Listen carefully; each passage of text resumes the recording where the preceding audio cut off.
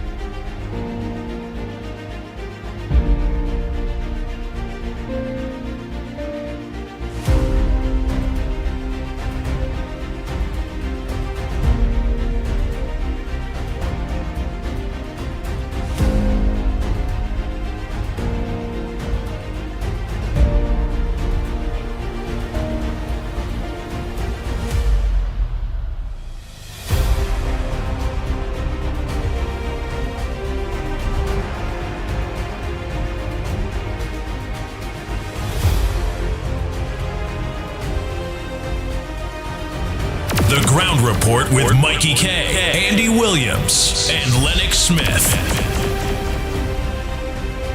Bang, bang, bang, bang, bang, bang, bang, bang, bang.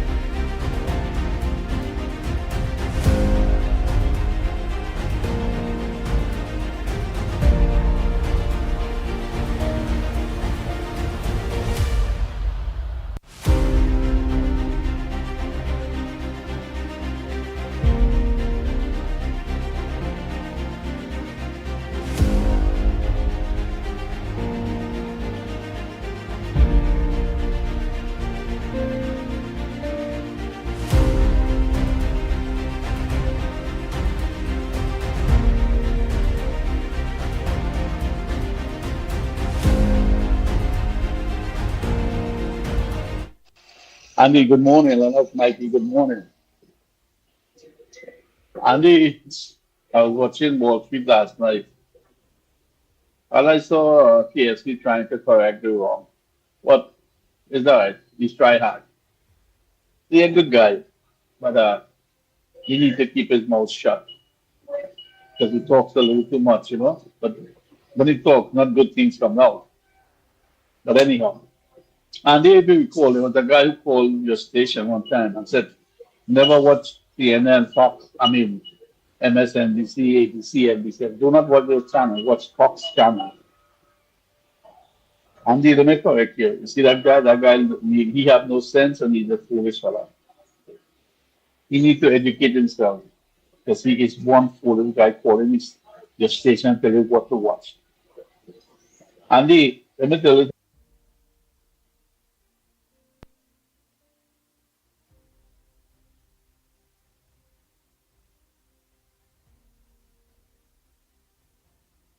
something. Everything that goes wrong in Trinidad is being blamed Kamla. 9 years in forward, they blame Kamla. Everything is Kamla. Over here, it's the same thing. Everything in the opposition, night. And the unemployment in America went up.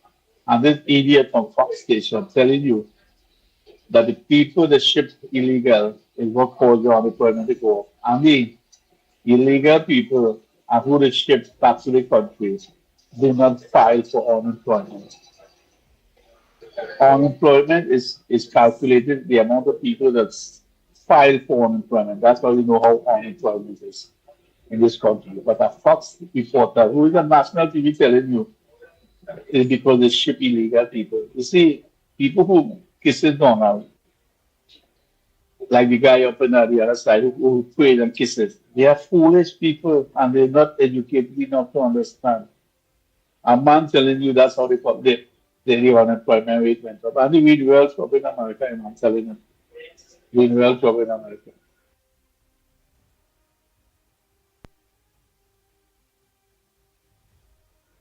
I'm just going to that. I'm in real trouble if you don't watch. And here, and you guys don't understand what the pain of it is. We need to keep the side under control. And you guys, falling and talking about fuck, brother, educate yourself a little bit, man. Don't be stupid and dumb and call the people with efficient and sounding like a buffoon. All right? You really sound like an idiot. I mean, sorry, my mistake, a buffoon. Apologize for that word idiot. You sound like a little bad buffoon. Educate yourself. Read a little bit, man. Go watch on TV, read, understand. All right? Andy, listen to your program, my friend. Have a wonderful day. Bye.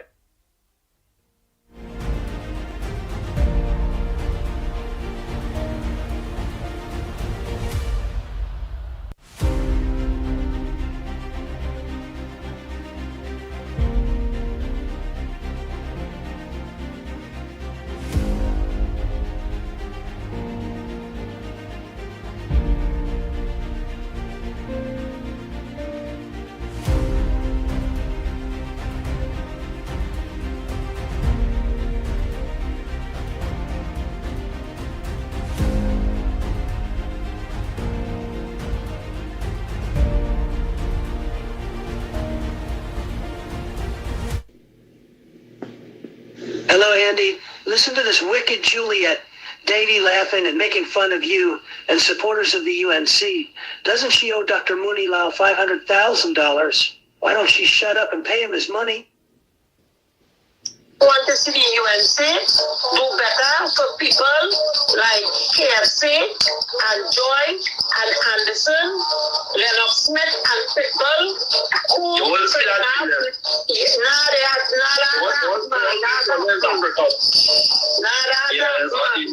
When I'm paying donkey, you will see a big donkey coming on Frederick Street tomorrow morning. No, I'm waiting for the budget, like just like KFC and Anderson. I'm waiting for the budget. What about Mickie and Andy Williams? Mickie is on a board. Mickie is on TTT board. Well, look how life unfortunately, his good partner, I'm sorry to say, his good partner Africa passed away. If he was still around, he might have been able to help that individual. Yes. And I'm sorry, better known as Santa Cruz on TTT board. Yeah, boy. That's all that was. Yeah, Miss Santa I don't want to know what qualification they have. She have no qualification. Oh, yeah, you like That's not no qualifications for them to be on the TTT board. She have the same qualifications like Roger Alexander. Okay. And community center.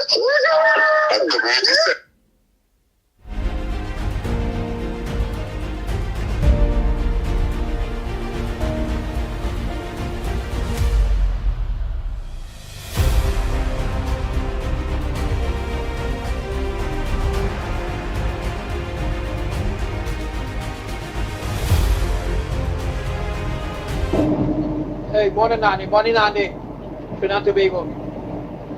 Hey, what Raj is saying is true. I don't talk much about it. I do this trucking business here, run down, going down to crap. Right? Brokers are paid, they want to pay. Freight is slow. Everything got the crap, man. Just surviving. Just surviving the grace of God. 3 left lanes. Right? So what Raj is saying is true. I'm telling you, I out here all the time, man. I out here in the trucking business. Give me the backbone of the country here. We deliver food, we do all kind of stuff. And we know what's going on. Right? Everything gone expensive, everything gone double price. When them truck stop and them grocery, everything gone up. Everything gone up, my friend. I'm telling you what Raj said is true. But don't listen to anybody. They don't want to know the truth, what this man is doing. I ain't calling it. 65. You know what I mean? This country going to crap. Right? We are going to have deep recession just now. Deep recession. You know, if it keep up with this. Alright? I'm telling you, man. I'm telling you what's going on. Anybody else say? Let me say what they want to say. I know what I know.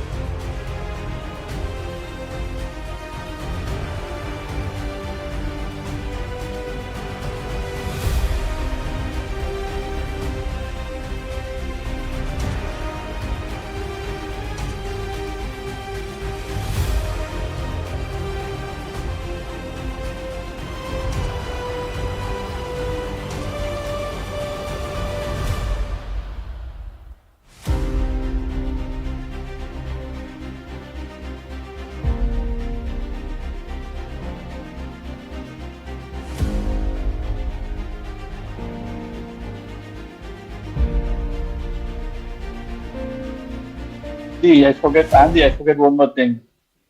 I want to congratulate the school board and the Minister of Education opening all the school on time.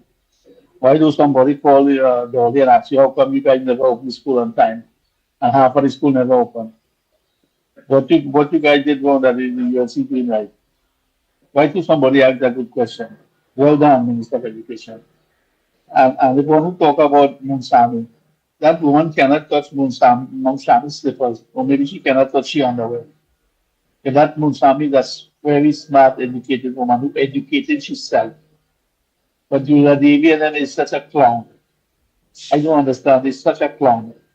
You cannot do better, but yet you criticizing someone. How bad that is, man.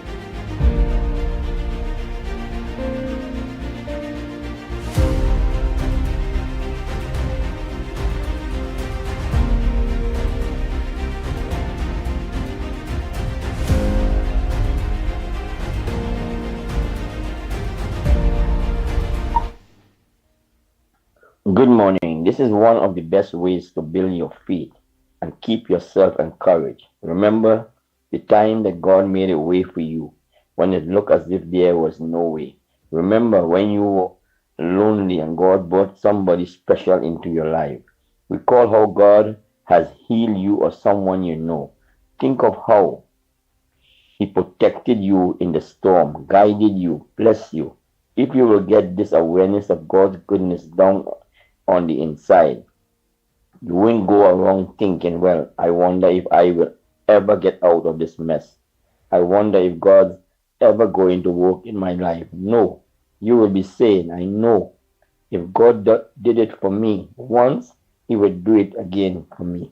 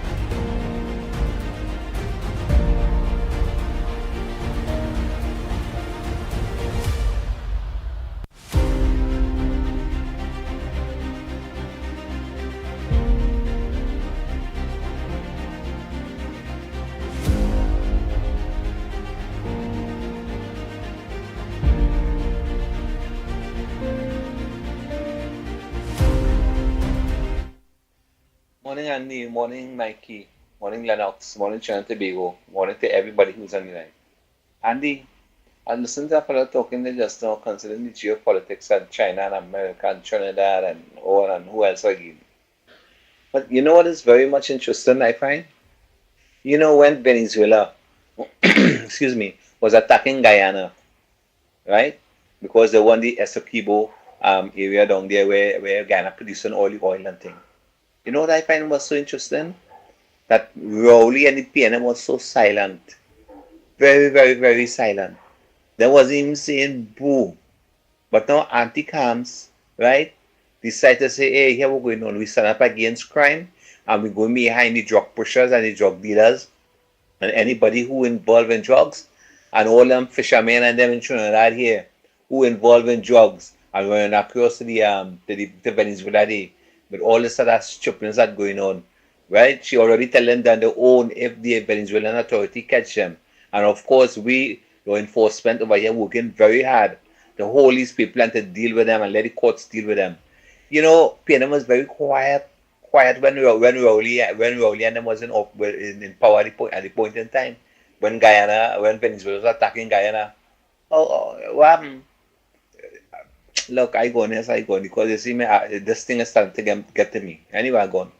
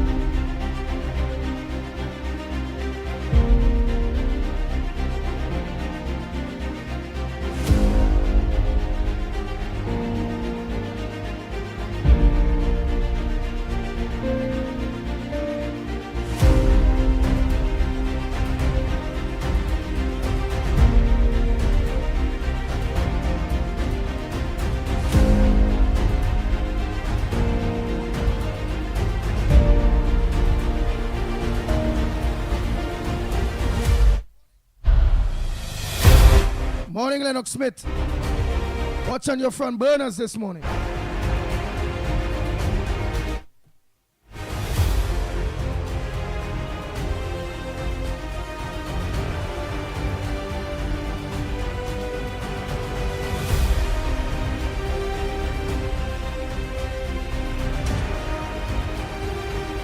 Unmute your phone, unmute.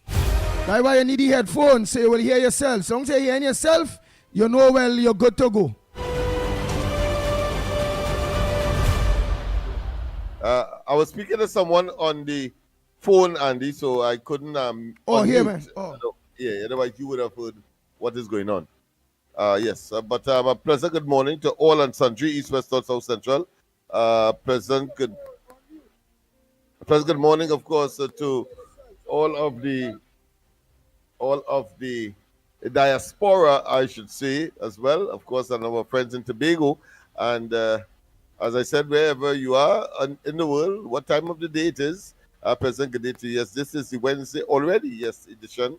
So we didn't have a short week, but days just fly these days. And some say the days will be shortened according to the biblical story as to when Armageddon will arrive. But that being as it may, we are in the land of the living at this point in time, and we have, of course, a duty to perform, and we will perform it with zest, vigor, and determination, and with a high degree of intelligence. That being as it may, the Red Cross trained Spanish-speaking migrants in emergency response. So again, the migrants are in the news. Of course, the Prime Minister has made it very clear that about 200 prisoners in our prisons from Venezuela will be summarily deported back to that country. Of course, she has also said, out of an abundance of caution, and just in case people, for one reason or another, particularly, of course, the 12 plus one gang that seem to be always in a state of misinformation, disinformation, innuendos, to, of course, try to regain some kind of political currency, a currency that has, of course, gone to zero or below zero, minus zero. She did say on the campaign trail that persons who run afoul of the law and are from other countries, of course, Venezuela was mentioned, that they will be summarily deported. Well, of course, she has lived up to another promise that was made on the campaign trail. However, persons who have not made themselves known to the police in a negative way, certainly they will not be, of course, interfered with. And of course, they must also prove that they can sustain or maintain themselves. Because, I mean, if you can't maintain yourself, but you have to eat as a human being, you have to drink, you have to wear clothes, you have to live somewhere, it means that therefore some other activity may be taking place that may be untoward and contrary to the laws of Trinidad and Tobago. And therefore, I suspect that some degree of investigation will take place to know how that person is sustaining themselves. And then, of course, I suppose the authorities will take the appropriate decision in that regard. PM, parents must raise children responsibly. Well, that has been echoed. That is echoed as well by the Commissioner of Police, who is indicating in no uncertain terms that parents must take on responsibility. One of the packages I want to say in this regard that we have proposed, talking about love here, the Laventil Outreach for Vertical Enrichment, of which I'm the political leader and part of the coalition of interest, is what is called parental responsibility legislation. I think that is, in my view, personally and otherwise, is a superior approach to treating with the whole question of potentially and real delinquent youths, violence in school, bullying, etc., by giving the parents some kind of what I consider to be, why it may be criminal, but at the same time it is not oppressive and onerous, so that they, at minimum, if the child commits a crime that one will consider to be, if an adult had done it, they would have been taken, they will have taken certain position, but because it's a minor below the age of 18, a different approach, a softer approach will be taken according to law. And if the child does something like that, the parents at least must attend court. That is fundamentally our proposal. Attend court. So that will create some what I consider to be inconvenience, first and foremost. And in such circumstance, one expects that parents will then generate greater focus and greater responsibility for their children. And I'm sure that the entire probably community may be looking at each other or looking out for each other. It may engender that as well. So you become your brother's keeper because there is this piece of legislation that exists. I'm talking here in the context of a proposal where if your child is found having, of course, been bullied, they cut someone, they were violent, they stole something, the parent must find themselves in court. And of course, there will be some criminal sanction if that is not the case. I think I have seen it operating in places like California and Miami and Hawaii as well, but not not as soft as we are proposing. In California, for example, the parent will be held vicariously responsible, and in particular, Hawaii, where if the child commits a crime that if an adult would have committed it, a certain type of action would have been executed according to the criminal law. Well, the parent will now be would be held responsible in that or in those jurisdictions. We are not proposing that. We are saying that if the child does something like that, then the parent at minimum must attend court. So that will generate an additional burden, additional responsibility. I shouldn't say burden, but additional responsibility on the part of the parent to monitor the movement of the child, how they're performing in school, where they go, who are the friends, and all of that. Because the lack of that kind of keen and meticulous supervision usually lead, especially in quarters or in parts of this country, where the subterranean culture or the whole issue of gang warfare and gangsterism and so on is prominent or prevalent. You want to make certain that such parents take on the responsibility more assiduously, so that prevention of their children going into a life of crime and criminality and being attracted by gangs could be minimized further, and therefore impact on the crime situation in Trinidad and Tobago. So parents, of course, the PM is saying must raise children responsibly, and that came to my mind as part of our 1,000-page document that was submitted to the Prime Minister. Was submitted to the now Prime Minister, but she was opposition leader when we entered the arrangement with the UNC as far as the coalition of interest is concerned. The other issue that is on the cards as well, as far as news is concerned, PM 200 jailed Venezuelans to be deported. I mentioned that earlier.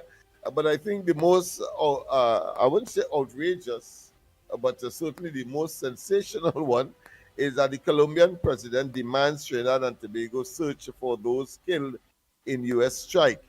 Of course, we have stories that at least one body, and I understand there's another one washed up on the shores, I think in Toco, and therefore the assumption is that because of the state of the bodies, that it might have been as a consequence of that United States strike. We don't know if it's a drone strike, or we don't know if it's a helicopter strike, or indeed some other aircraft. What we know for sure is that it was a strike from above, because of course the video will have shown the camera facing downwards inside of the boat before, of course, it was decimated by that strike or that missile or whatever explosive that was used to destroy it, and of course to kill 11 persons, as well as, according to the reports of the coming out of the United States,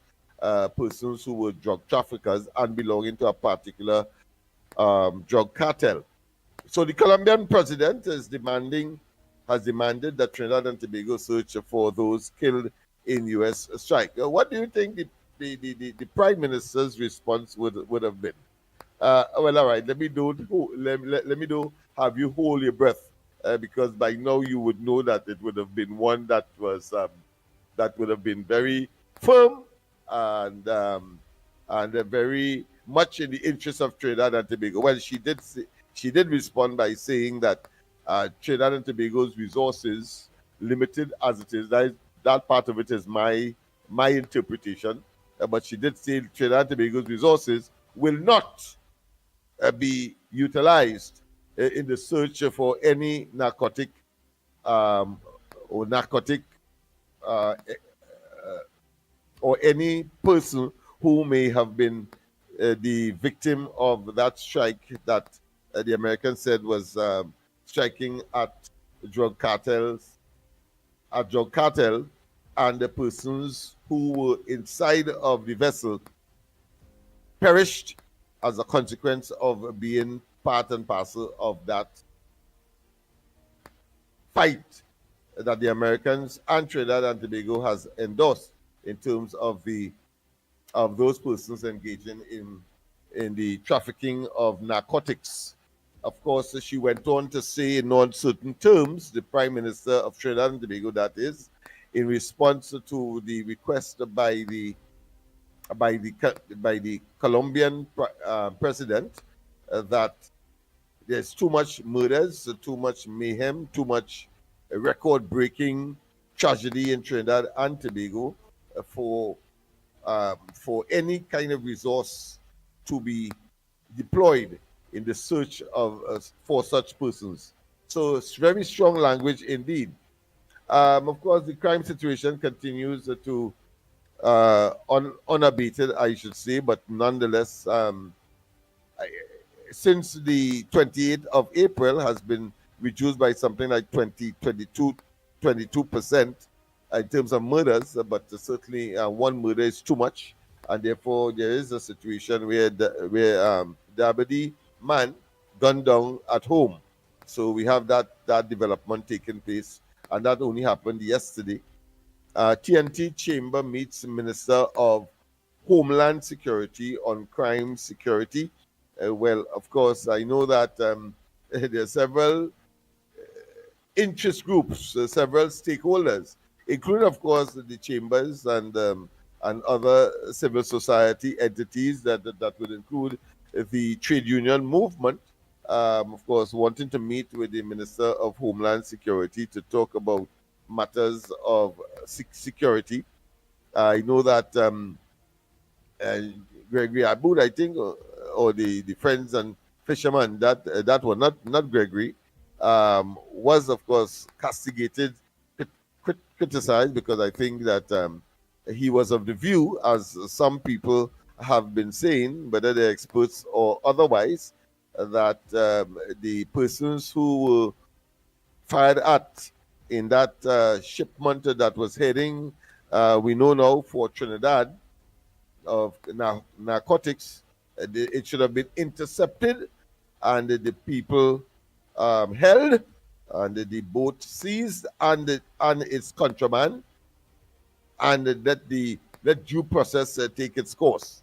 Of course, the Americans are not of that view, and the position of Trinidad and Tobago is that that was a bold and good move by the Americans in the interest of Trinidad, since Trinidad and Tobago doesn't have to deploy any resource in order to make those things happen, and at the same time relieving us of some of the burden associated with the drug trade.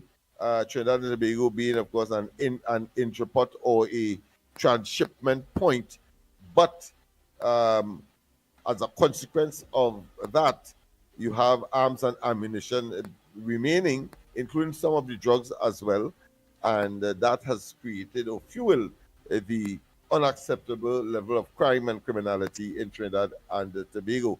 So the Prime Minister has no mercy for such individuals who have such, what should I say, a sympathy for the rule of law, if you want to call it that, and the need to, of course, have due process take place, particularly, as they say, if it had occurred in international waters. We know now that it occurred in Trinidad and Tobago's waters, but of course the question is whether or not Trinidad and Tobago gave authority. All those questions will be brought to the fore relating to that incident, but the fact of the matter is that we have no evidence, according to the Prime Minister. She said that no authority was given, but if that occurred in Trinidad and Tobago's water, I have to interpret it that way. Happy riddance, because Trinidad and Tobago will be better off for it.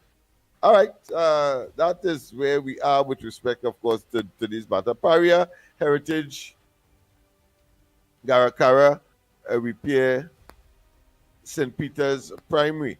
So we have a combination of these three energy-related, government-owned entities that have come together to repair St. Peter's Primary. Maybe I should put in an application for them to repair our facility here on George Street, and let's see how successful I will be at that, because God knows there is a need for repairs. I know that the engineering corps of the Army did pay us a visit, and we are working out some logistics and some other things to ensure that the work that we do here at the facility is done in more hospitable conditions, physically and otherwise.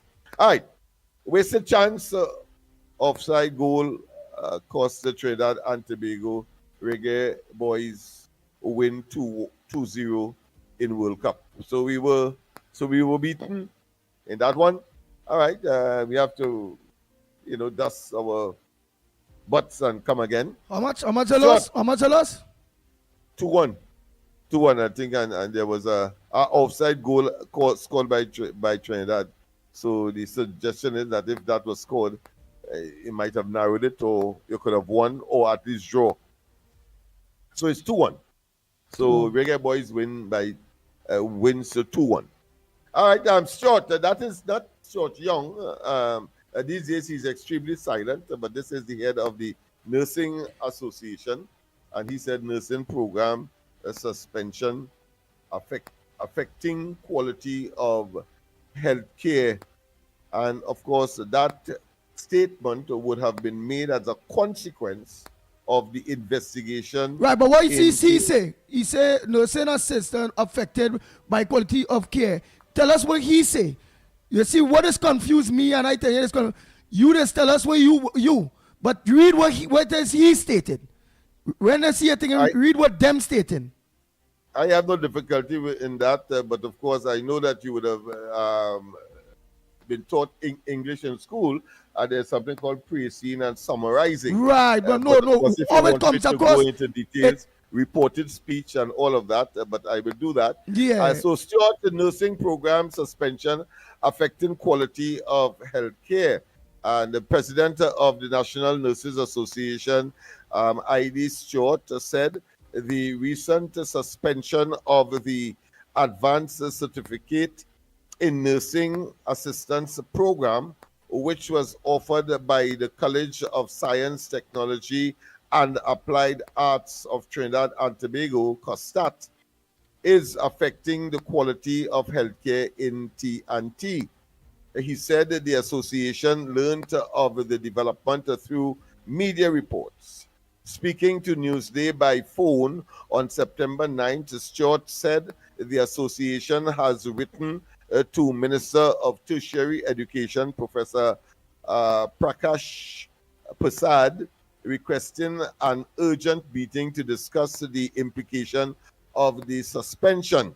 So it appears that would have been done in recent times, because Prakash Prasad would be, of course, an appointee of the present administration. He said that the meeting would also address the broader staffing crisis in the public health system and the association's recommendation that all nursing programs be transferred to other institutions. We are not confident COSTAT can deliver these programs effectively or in line with best practices. Stewart said universities like the University of Southern Caribbean and the UWI are already delivering some of these programs. That's where the focus should be. On September 5th, COSTAT informed students enrolled in the Advanced Certificate in Nursing Assistance Program that they will be deregistered from the course, which had been scheduled to begin on September 8th.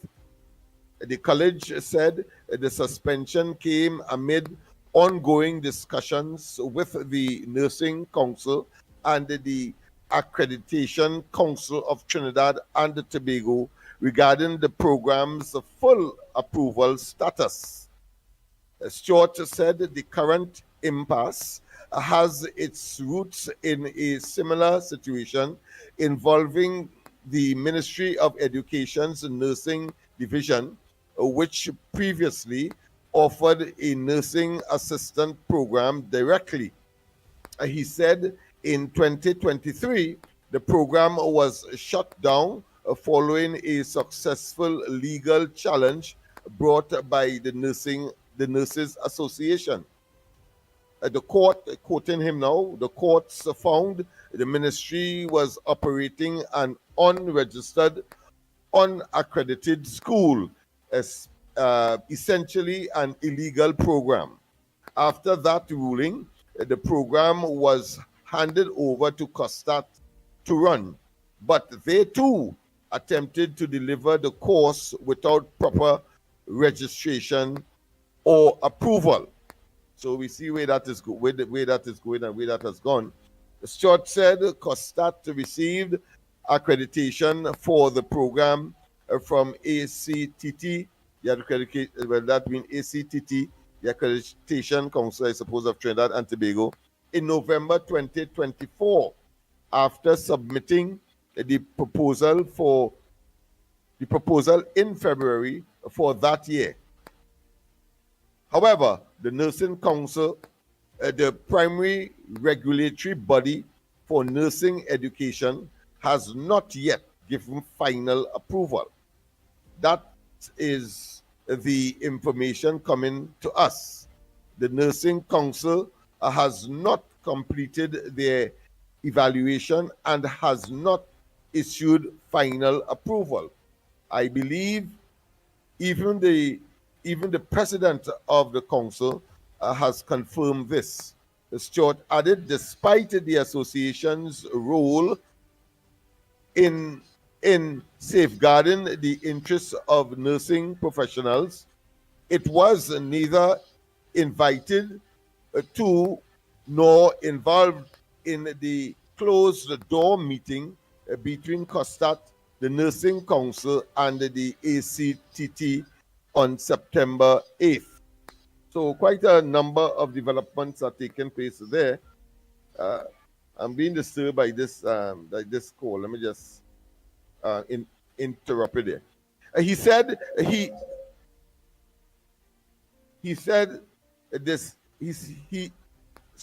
Stewart added, despite the association's role in safeguarding the interests, I read that already. He said he is eagerly awaiting a meeting with Persad, of course, the minister responsible for tertiary education. The September 8th meeting, according to a COSTAT media release, was chaired by COSTAT President Dr. Keith Nurse and attended by Nursing Council President Corey George and ACCTT Executive Director Curtis Floyd. Nice, Curtis Floyd. So now let us know now what that is about there. What that is about. Well, as it starts, remember he says that because there's a shortage of nurses, the quality of public health in the public health system in Trinidad and Tobago is in jeopardy. And he then went on, of course, to explain why it is so, because accreditation was not given to either the Ministry of Education in their nursing promotion program, and even though it was handed to COSTAT, their status in terms of whether they can deliver the program to increase the number of nurses in the system, that too is questionable. However, of course, he has given a green light to the UWI and, of course, that Caribbean, that Adventist University nestled in the valley of Maracas there. So that is essentially what this is all about. And he's blaming, of course, the administration for the suspension. All right? All right. Wow. Okay. Where's your for we day? Yes. So blow them to pieces. Of course, Prime Minister rejects Colombia's call to search for people killed at sea. Well, since in that mood, let me just read a piece of that for you too now. All right, so let me get to the story. Let me read that for you one time, man. Right. Blow them to pieces. PM rejects Colombia's call to search for people killed at sea. Prime Minister Kamala Prasad Bisesa has rejected a call from Colombian President Gustavo Petro to search for the bodies of those killed by the U.S. in an airstrike on an alleged drug boat on September 2nd. In an immediate response to Newsday via WhatsApp on September 9th, Prasad Bisesa said the TT government will not waste resources on searching for the remains of the 11 people who were killed. However, she said, any carcasses or any carcass that wash up on our shores, we will recover it. So carcass, of course, a dead body. So she's saying that we will do that, but we're not going to waste time. In a post to X, meaning that, of course, like Twitter, formerly Twitter, on September 9th, Pedro said, it is extremely important that the Caribbean Republic of Trinidad and Tobago search for remains of the civilian dead from the U.S. bombing of a civilian vessel, about which we do not know if it was carrying drugs, and if it was, it should not have been bombed. Well, strong statement indeed. The bombing took place in the territorial waters of Trinidad and Tobago. Did the island's government give permission? The question is asked. Life comes first, always and everywhere. According to the president of Colombia, his appeal came days after two bodies washed ashore on Trinidad's northeastern coastline over the weekend. So it's two bodies. So this article is confirming it's two bodies and not one. The first was found on September 5th. So what bodies is that? That bodies what blow up? The blow up bodies come to shore. That is the assumption. Yes, that. But who said that? Who said two bodies come to shore and giving them dates? Well, he said it in his appeal to Trinidad and Tobago's government. Who said it? Then the author of this article as well. Yeah. Who said it? The author of the article, all right, we don't know the author of the article. But who in Venezuela said it? Who said it? Who said that in the article? In Venezuela? No, not Venezuela, the Colombian. Right, so the Colombian ambassador to Trinidad and Tobago? No, the Colombian president in a communication to the Trinidad and Tobago government is asking for them to retrieve the bodies, and of course he made an altruistic appeal, meaning that a humanitarian appeal that if it was bombed in Trinidad and Tobago's waters, was Trinidad and Tobago's government, was it done by with Trinidad and Tobago's government's approval? Oh, that is a serious one day. And Kamala and saying that one. If she approve or not, that she's not going to look for anybody. But of course, if it comes up, if those carcasses come, well then it will be retrieved. But she's not going to spend any time, because that was his original request. Wow. To have assets. This thing for these individuals. Remember, it's 11 of them. right? But this thing's starting to sound like, and all right, and he, when Colombian president is saying that two bodies came on what days and where? Where he said two bodies showed up. Well, we know from the local news because it was around up to yesterday. Toko. I am not certain where the other one showed up, but according to this article, it appears to be two. But what the Prime Minister said subsequently, I think, is important as well. Listen to this. Prasad Bisesa took umbrage, so she feels that probably he's out of place because Colombia umbrage means umbrage with Pedro's statement saying our Coast Guard resources will be utilized for the protection of our borders, not to look for dead drug traffickers. I mean, you can't make it more pellucid than that. This woman singing like a real Bajan now, boy, Lennox boy. Yeah, boy, I'm telling you, boy. Margaret Thatcher. Yeah, boy. Like Margaret Thatcher, you know, reminiscent of Margaret Thatcher. Yeah, and Eugenia Charles from Dominica. Remember when everybody else, including Trinidad, was backing out from invading Grenada? She was right up in front. Well, of course, she's talking like her, as well as, of course, Margaret Thatcher from Great Britain. But you ain't find how she sung in there. You know, well, not she. Let me say, you ain't find out the Honorable Prime Minister of the Republic of Trinidad and Tobago, Kamala Prasad Bisesa, that you ain't find it kind of frightening, especially them big countries and Venezuela, them hearing this little woman with this kind of big talk, like we are some kind of guns and like. She did say that she's a different person from the last iteration of her administration between 2010 to 2015. I suppose what we are hearing and seeing and unfolding before our very eyes is a manifestation thereof.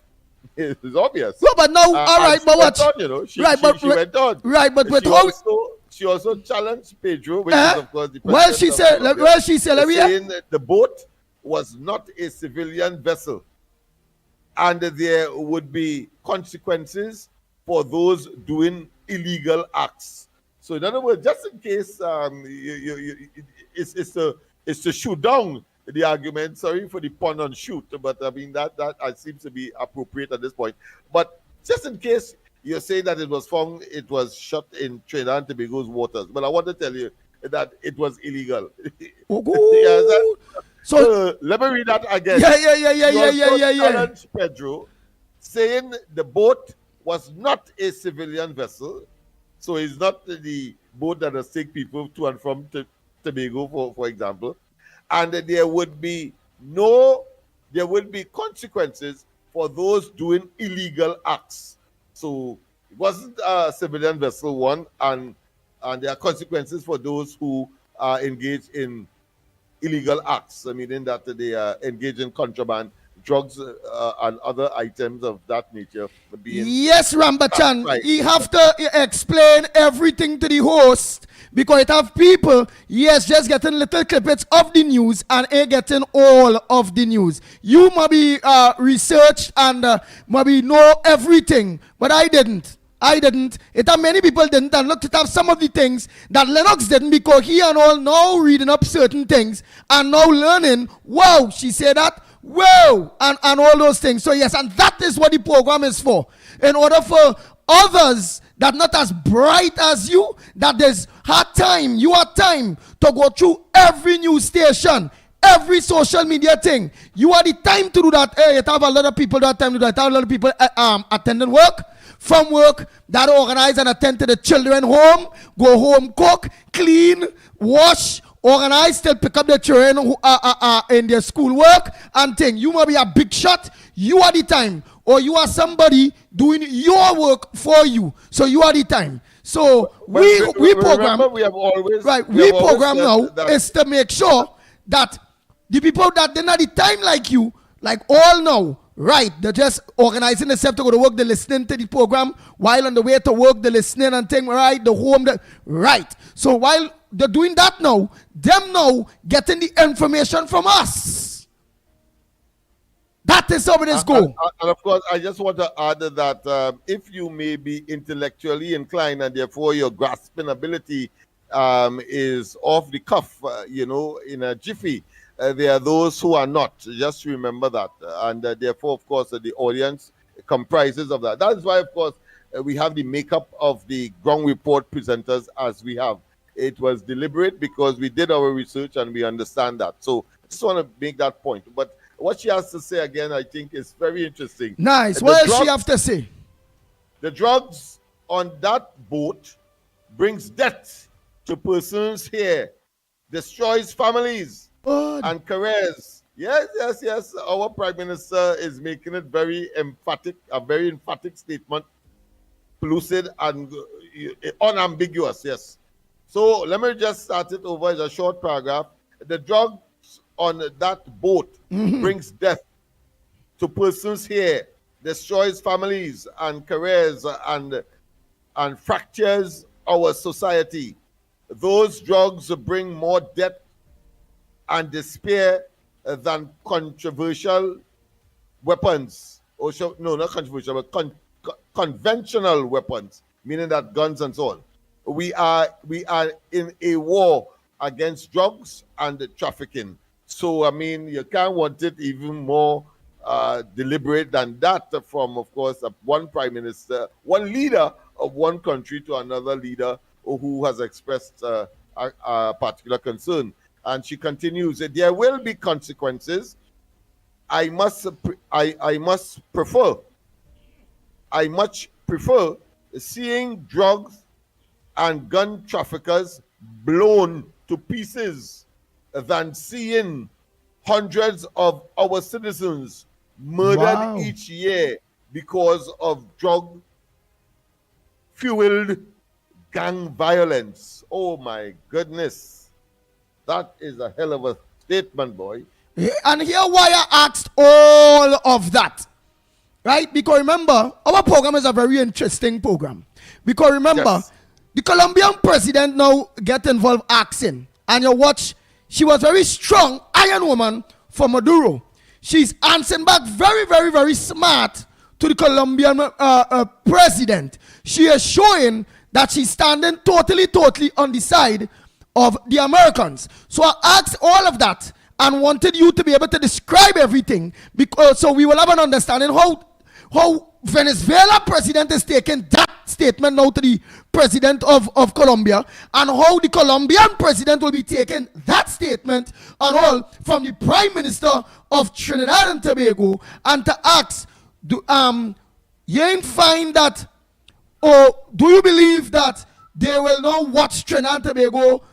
Yes, we have American protection, but you ain't find the aggression towards us will end up more than what it reached now.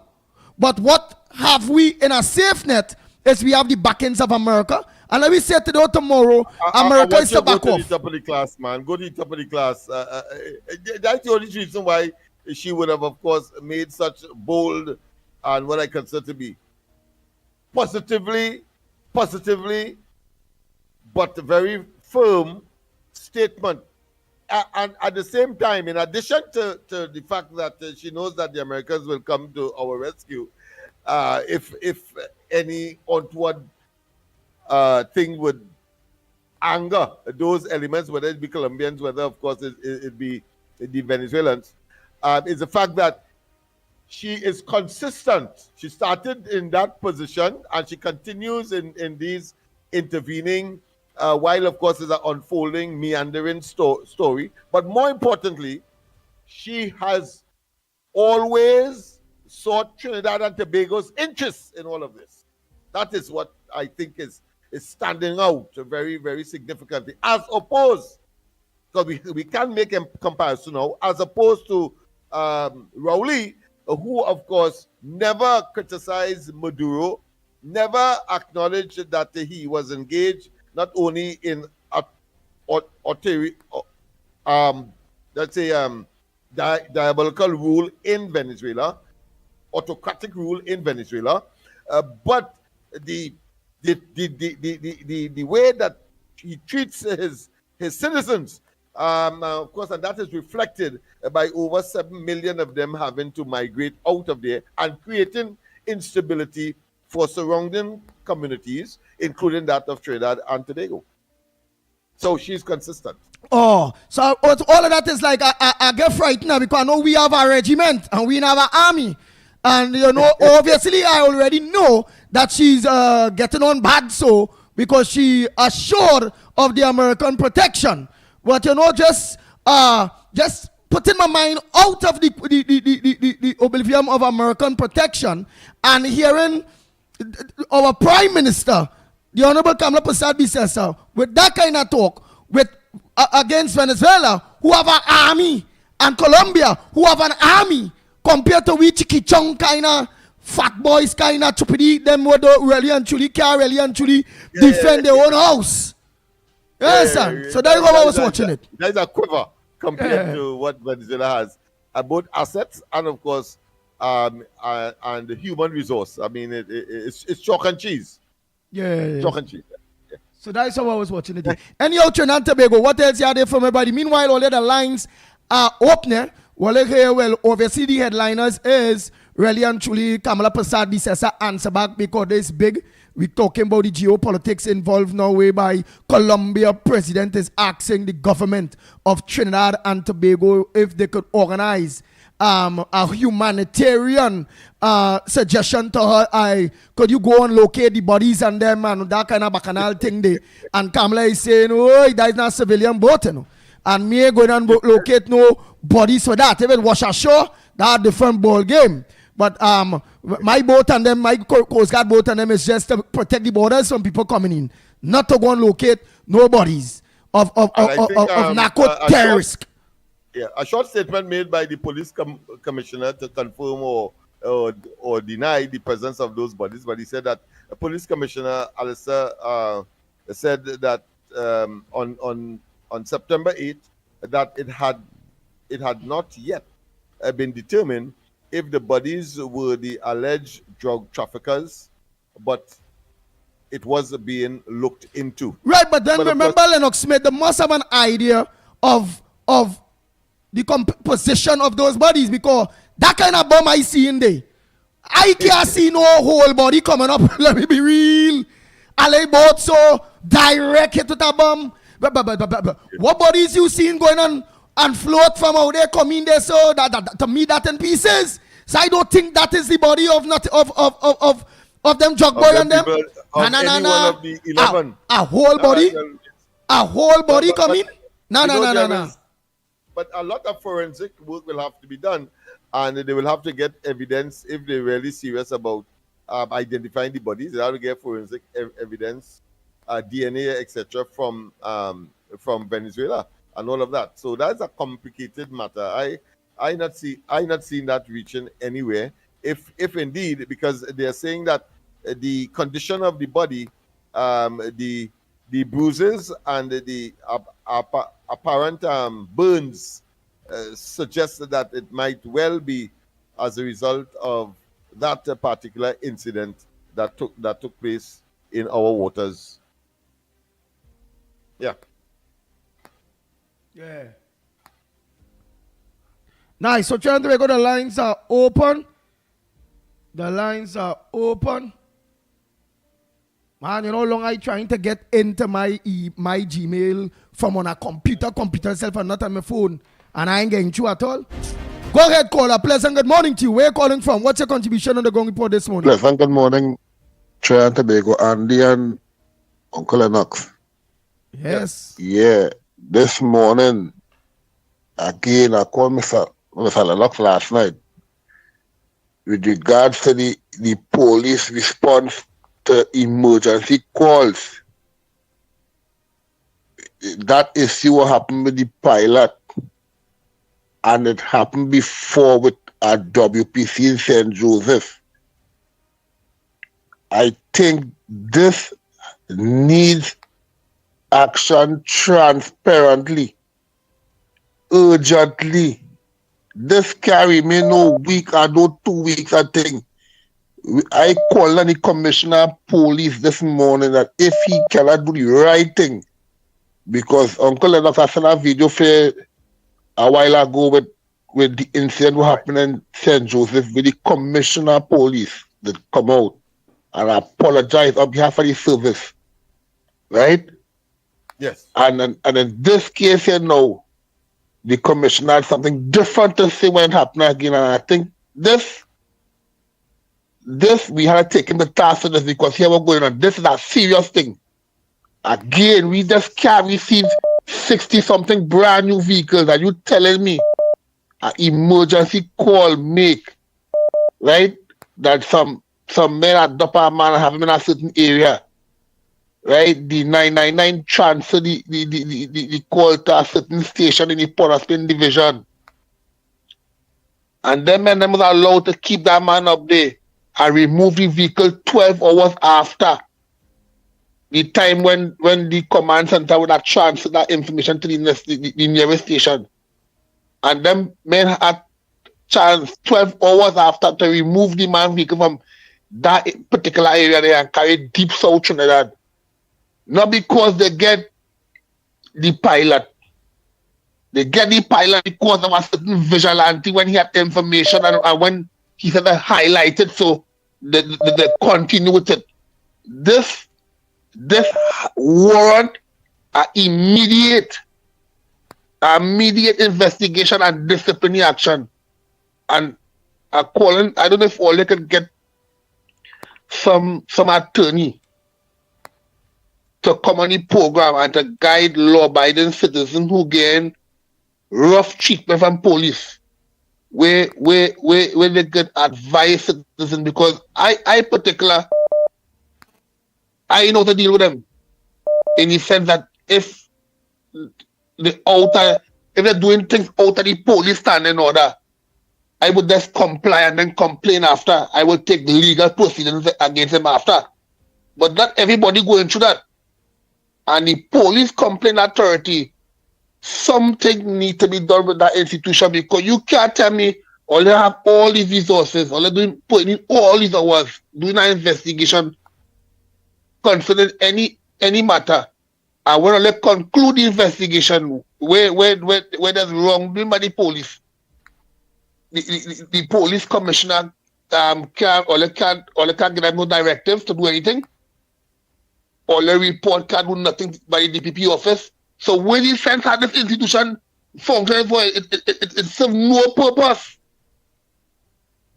Right? And this thing will happen here, together with the incident transpired in St. Joseph. Let me show you something, if I can remember this. Some police leave St. Joseph Station, pass the whole of Central Division, end up in the Southern Division, in the furthest point in the Southwestern Peninsula, which is the Carcass, and kill a man. End up on video, all kind of thing. Residents make the police them take off their masks, all kind of thing. And nothing never come out of that. So you have a vehicle from a certain district, right? I leave that division and pass that next division, end up in that next division. Boy, watch what let me tell you something. You see all what's going on around in Venezuela, I think all Venezuela good in it. But you see what's going on inside of here? You see what's going on inside of here? Boy, watch what you see.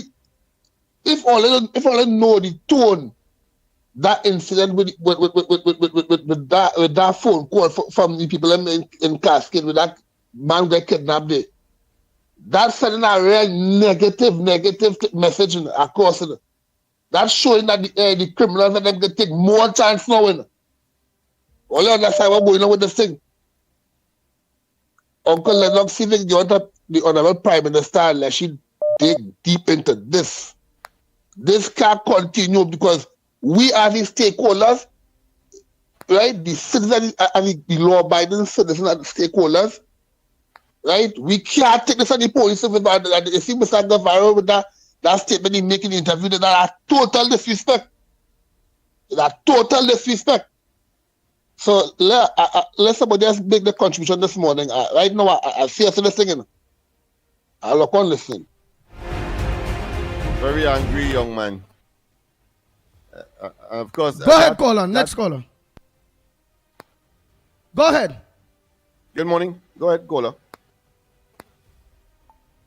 Caller. Boy, your phone taking so long to come to me. Right, go ahead. Oh, boy, caller. Go ahead, caller. Morning.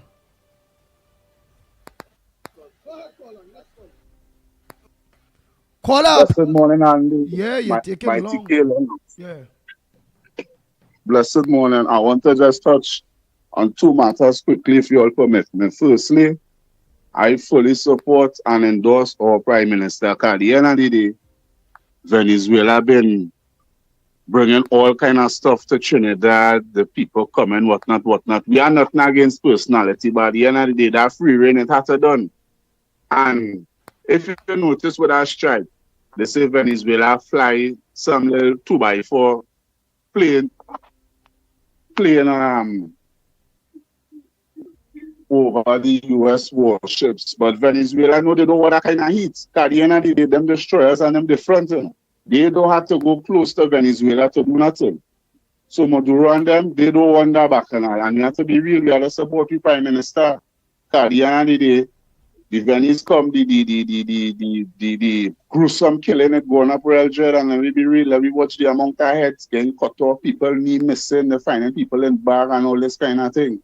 Why is all of them not on that? It had them who on that bringing that drug trade energy here, right? So, this is my humble view. I fully support the Prime Minister. We have to take our stand, we have to do something. You understand? We had to stand up because Maduro and them is bully. You know the people in talking about the videos where the Justice Minister and them taking and they saying Trinidad is their moon and they coming back to take Trinidad and all this kind of thing. People mustn't be one side and we must not show to memory at the end of the day. At the end of the day, I stand with my Prime Minister. Venezuela and them have to take their time before they try to bully Guyana the other day. You have to stand up to bullies, you know. Diplomacy do work with some people. It just do work. So my next point is this. No. The Port of Spain Corporation Transport Division is real madness going on down there. There's a new manager there for a while. The place running to the ground. It's alleged they are doing we want. They want to shut it down because he has some interest in Songforge. But it's the first place in the world I see a tenant that want to move on landlord. So there's a lot of madness going on in the corporation whereby they have workers working on Saturday and Sunday for one day pay and all these kind of things. When they ask he saying he don't know, the manager doing what he wants. So we asked Mr. Amin for a meeting in the transport division.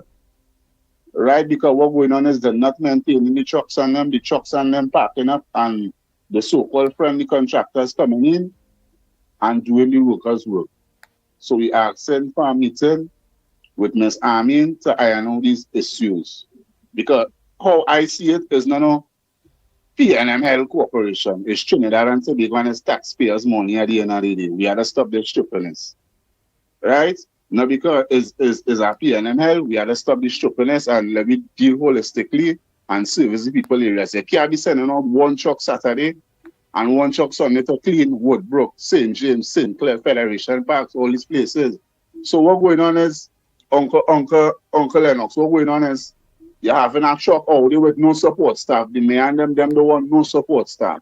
So drivers going out, it have no mechanics on standby, no tire men on standby, no men to wash the trucks when the trucks come in. There's madness. So the trucks and them alone is a hazard because the trucks moving dirty right through. You understand? So we need Ms. Amin to come in and let me set this thing straight. We have no faith in the union. Right now, somehow we wish we could go under a different union because that union president, clearly, he playing real games. He playing real games. He quiet all the time and workers going through real dread of pressure. So we don't want to part of him. So right now, some of us do a petition. If we could get to go on that different union, it would be real nice. So that president clearly, you don't see he colors red. He paint the union office red. And we not on that. It are some of us workers who level-minded. We were betterment for the country, for we children, and for everybody. We know in the red thing. So we don't know how he align himself. You understand? We see how he align himself, and we know that with our president right now. The workers going That's through amalgamated too much. workers trade union? Yes, sir. Yes, sir. Amalgamated, Yes, yes. all right. Yeah, amalgamated workers union. We We would have had supply. our suspicions and our comments about when they Yes, run sir, quick I and tell took you. the 4%, yeah. That Yeah, your but PNM, you know- that is a PNM union.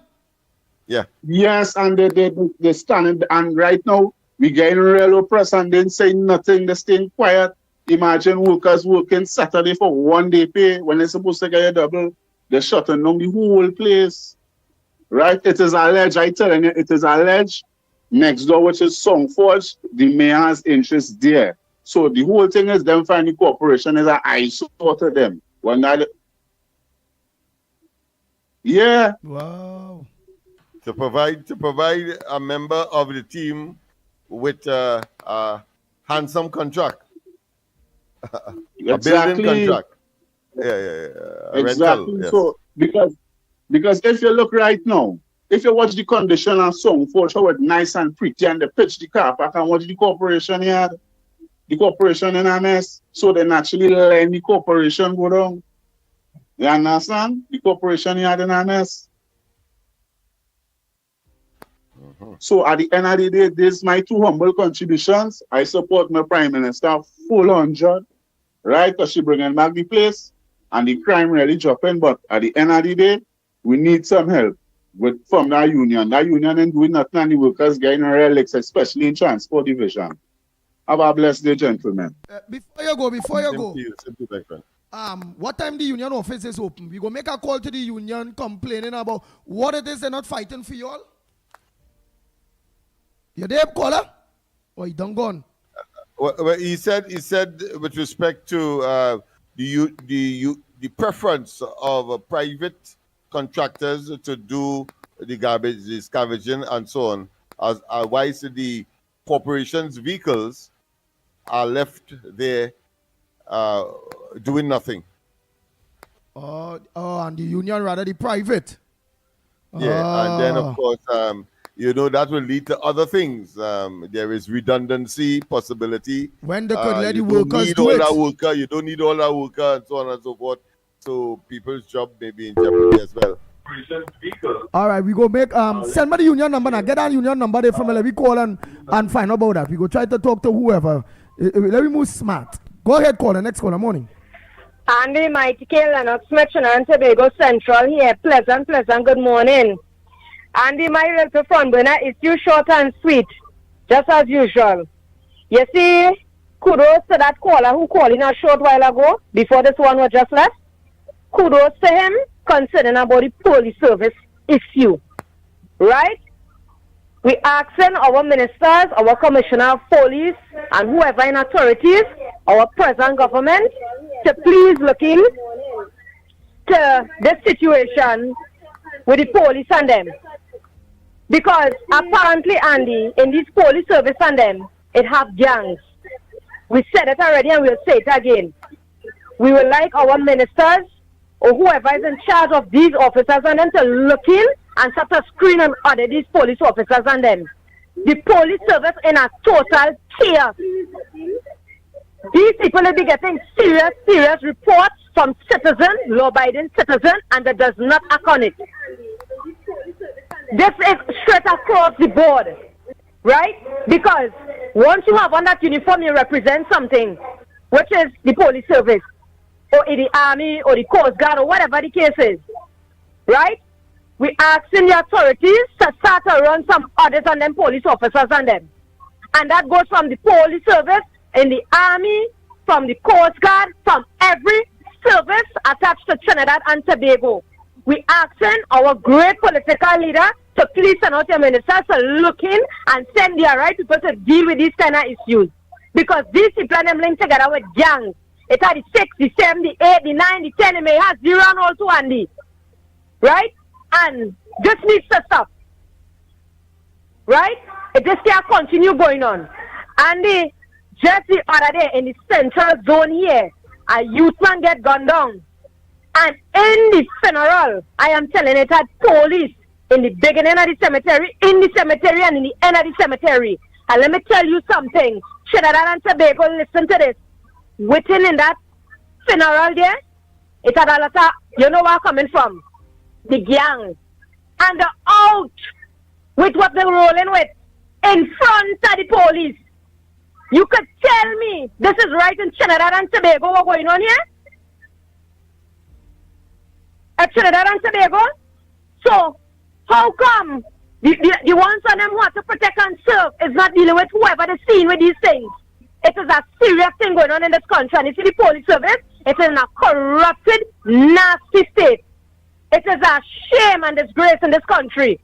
And we asking the authorities to start to audit these police officers and them. Because let me tell you something to Andy and Trinidad and Tobago. If you look at certain police officers right now, it's who are beard, who are tattoo. Back in the days, you could have never go into the service for them things. How all of a sudden, these police officers and don't see the female and them, they're going to make a report, the nails long like claws. They can't even write properly when I report. You understand? Play talk, bad manners. Who don't like it, go back into something and do something otherwise. Only ready for that kind of service in the country. Do it with pride and dignity. You understand? Because here what's going on. You see that man with that pilot will get kidnapped there? The man could have lost his life. Thank God he's alive today. And there's a raw failure concerning about who received that call from the resident who says so whatever it is was taking place. There's a raw failure on behalf of the police service. And there are many things that if they had work on things fast enough, things cannot be avoided in this country. Trinidad and Tobago, these are the simplest things that we have to look as citizens, look at and draw to the authorities' attention and let them look into. Do not put a blind eye to it because it's going to get more and more worse. You understand? Do not wait until it reaches your doorstep. You hear something, say something, you see something, say something. You understand? This is why we are here on the platform, on the ground. And thank God and kudos to Andy, Mickie, and Lennox Smith for always giving us that voice to be heard so that the relevant authorities and them can really know about the situation and then looking into it. Because this is something, as we're going to tell you, if we do not put a mouth or say something towards it, it's going to get more and more worse in this country. Right? And one more thing, Andy, we would like to know what the army is really doing in this country. Is it that it's just a dress up from head to toe in uniform and just rock back and let's collect a salary? We want to see the army out there some more. You understand what I'm saying? We don't want nobody coming and see. No one to walk and collect a salary when the month comes. Right? We want them to go out there and perform. Out there are serious crimes right now. And that goes to all other services as well too. It's a serious business. If all the can't do the work, leave it, resign and don't look for nothing behind. Give the next person a chance to do it. It's simple as that. Because out there people sit down with the passes and the dust falling on it and they're waiting to get applied. To go and apply for a job to get a program. You pause it like you're talking, you go good, you're now going to end. And like you see Penny or Rowley or Stuart Young or one of them 13 and them now stop in front of you there. Hey, we gotta run them shaitan. You see them bad spirit? That is 13. You see 13? 13 is a real blight number and you all know that. Them is the 13 bad spirit will remain back. But here what's going on. We have a remedy for that. You understand? They say prayers conquer anything and prayers move mountain and prayers going to move them 13 bad spirit out of there. Because them just pulling a space and a hole in it. Because Trinidad and Tobago really want to hear them, neither see them, neither want to even know what direction them going in. I tell you, it's realness we dealing with. And if them can't perform, right out from your partner. All was there for 10 years. What they do for Trinidad and Tobago? Nothing. All is add plus take away equals nothing. That what the PNM stands for. Wickedness and more wickedness and more wickedness. I said fire, burn the PNM. Oh, and the PNM can't come back there. All right. And you see Penny, you need to try and go and sit down and really understand if there's what kind of agenda is first to begin with. Yeah, nobody really this your program in that kind of way. Miss Lady, you're not making any sense. Go in a corner and sit down. Only better let's keep some kind of classes after school and train. Or they sell for some kind of thing by because all they making no sense at all. You just all over the place that's brain and making a certain noise. Sit down and watch performance by a real political leader, please now, ma'am. You ain't making any sense at all. Enough is enough at all here. I say only done gone, waiting to be buried and finished off, rotten and forgotten. In this island called Trinidad and Tobago, this island too blessed to have blind people like them. So I say PNN nothing, and we always will roll with anti-cam in performance and goodness to restore back. Unity is the code, listen and listen, Andy, and it's that. Oh boy, and it's that. Next caller, pleasant good morning to you. Yeah, pleasant good morning again, Andy. I had called just now with the arm workers, it's you. Yes, right. So what did yes, so yes. Lennox corrected what he said there. He said that the union choosing private contractors to do garbage collection. No. What I'm saying, right? Not the union choosing it, the union allowing the management free way to do what they want and not applying the pressure, and the management and them choosing private contractors over the workers, which I believe is more money than them. They bring all the workers to pay them because they're watching workers small money. That is what going on. Oh, so the union stayed quiet on that while they're supposed to be telling when they're supposed to be telling management, why them private contractors, why it have Port of Spain garbage truck and thing here, you know. It have exactly. Why are they bypassing the Port of Spain garbage trucks and trucks that is pick up all the old stove and fridge, or it's called that now, them 3-ton truck? Yeah, that's 7-ton, 5-ton big trucks with us a clean up campaign, but here what going on now, Andy. Yeah. And Uncle Mikey. Uncle Lennox. You see when Lennox, you see, when it has something where you call hungry management and hungry people, because them fellas watching workers little money, boy. The corporation is one of the lowest paid state entities, everybody know that. And then watching one man get a little Saturday or Sunday, a little double time, they don't know 3,000 or 5,000 again. We have family to see about, and workers who sit down in City Hall like air condition whole day, we picking up their dog, old pad. They could get choke in your hand. We washing stink, dirty truck. The kind of work we doing and the nastiness, we just had playing them and touching that. And they want to watch our man little scrums. You understand? Oh, so and what? So you all used to get to come out on a weekend and do extra duties so all the money to go? Yes, but besides that now, it's not just about the money growing. You see, when you don't have the weekend function and the trucks and them just run down, because the only organization I seen where you're having trucks, you're having multiple trucks running back with this, that, and you're shutting down the garage and everything. So trucks coming in and park up, and trucks running with no maintenance. And this is what leading to the problem. So the garage that's supposed to be maintaining those trucks with the mechanics and all those things, that shut down.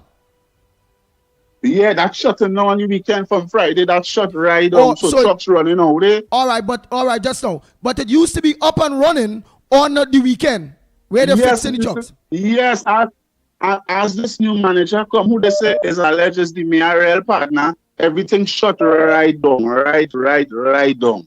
The only ball in the want to cut costs. Right, hold on. Lennox, you have a pen there? Who is they say the new manager is? And he's the new manager for what? Lennox? For transport division. Hey, Lennox. Yeah, boy, take this information from the man. Listen to what he's saying there. We go and call there. Right. Tell Lennox who is the new manager. What the new manager name? His name is Anthony Bonio. Anthony Bonio? Yeah. Bonio, yeah. Anthony Bonio. That is a new manager. And he now come in. He come in some months ago, and since this man reached the whole of transport in a mess. So when so he's the transport manager in Port of Spain? Yes, he's the acting manager for transport and cleansing. The whole division there, he running that. Right. So he's the manager for transport and cleansing. The deputy right, but here what is going on? The acting manager. Wait, I'm trying to get my information when I call. Right, so you say he's the temporary manager. He's the acting manager for a while, some months acting. So he's the acting manager. He take over from the manager before Lennox Smith, and they're saying this acting manager it's alleged he's a good friend of the mayor of Port of Spain. Yes. Right. Yes. He's so also alleged. Wait. Oh, God, boy. I had to get it right. Wait. Right. So he's also saying that the mechanics and them, the maintenance people for all them equipments in Lennox Smith used to work on a weekend. They shut them down from working over the weekend, and they're only working Monday to Friday now. Nice. correct. Right. So give me a number now that you know we'll get you direct to the office. Just now.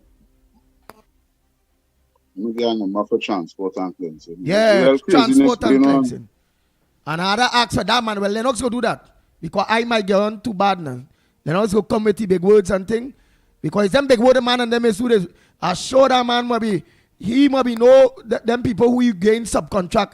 He's the one too that that the union is saying nothing but the subcontracting out the work and not letting all they do the work. This is real madness. All right, what work that they subcontract out that you know about so far? Yeah, what it is, right? You see, like the garbage and them thing. It has. I want to call the company name. It have a company with green and yellow. As the trucks down, you see this company with green and yellow coming. But I know you know the company. There's a green and yellow coming with one set of compactors and they're cleaning up all the workers' areas, right? And all then right. So as all your equipment's done, they're calling in a company and paying them to do the work. Green and yellow. No, tell me, no, we don't do it so. Oh, where's the company name? I think it's waste disposal, I think. Yeah, them just come in and clean up all the work. Right, waste disposal is Trinidad and Tobago Lennox Smith? Or waste disposal is what? That is a Trinidad and Tobago company or that is a private company? Yeah, the green and...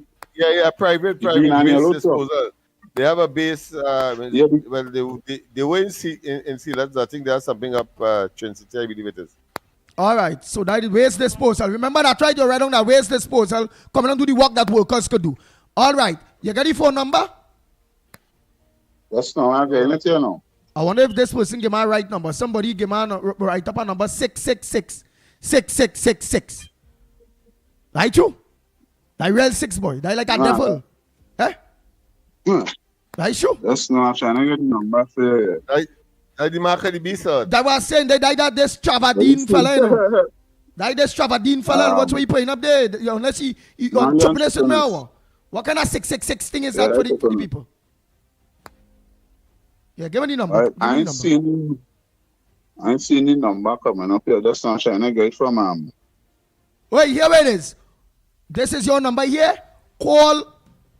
Come off the phone. Let me take some other calls and send me a text. I did get one of your people will know. Call one of your people get number. If this one will work, next one will walk in.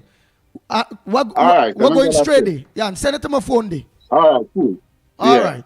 Chavadin, don't be on me with that, you know. What kind of 666 bacchanal thing is that there? So, if I know the number, we're writing up that for me for. Yeah, let me continue taking some calls by the time we go call and find out. Because that amalgamated security, them people and them, we call in their head office too, We call and why it is them and looking into that. And why they're allowing a private company, when trucks are done, to come in to do work what workers could do. And only not standing up for the workers. That is what the workers are saying. Yeah, that amalgamated thing, they them take 4%. That is a P&M union. You know all the P&M unions. Out of the blues. Yeah. And they don't join with nothing with the rest of the union, so you know. Under the man, yeah. Let me take a next call.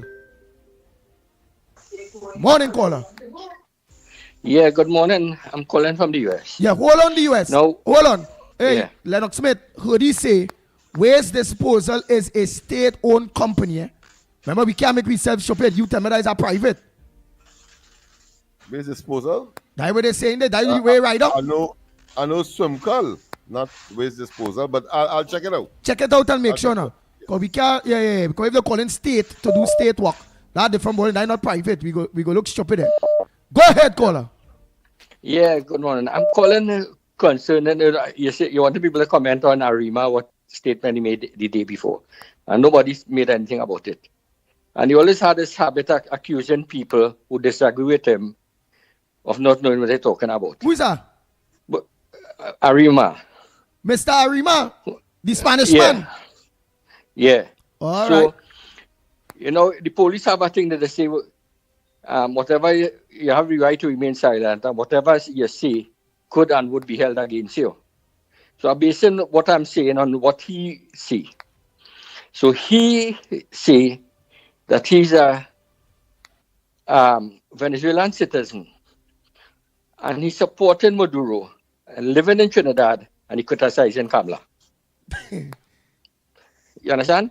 No. So if Trinidad Did he say he's a? Did he say? Did he's a he? Venezuelan citizen?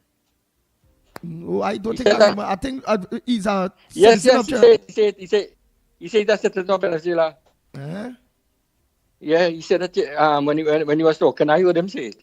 I have a very good memory, you know, and I was listening All right, well. I'm going and call him back to find out about that. But Yeah, you go yeah. ahead. So wait now. Well, here what I want to tell you. Yeah.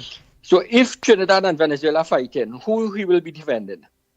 Right? I won. 2, the next thing he talked about was that Venezuela is a sovereign state, and they have the election, and they have a leader that they voted for. Now, what he didn't tell you, there was allegation by the opposition then that, you know, just how they have the EBC running the election, there was an elected body that is to oversee the election. And he fired all of them who was elected and replaced them by selected people that he put in to secure his election. Right? And then remember, Arima was saying during the election, he was going about getting the Venezuelan to go in the embassy and vote for the election. I don't know if you remember that also. He had said that. He was encouraging people to go and vote for the election. But what I want to ask is, if them is a sovereign nation, they have a leader, he said the government is running good, why the people of Venezuela running all over the world and leaving the country? Why they abandoning the country? Why did they remain there? Because they have a leader and they have a good country. They voted in the election. Why they running? And why the ones who they want to deport from America, why they refusing to take them?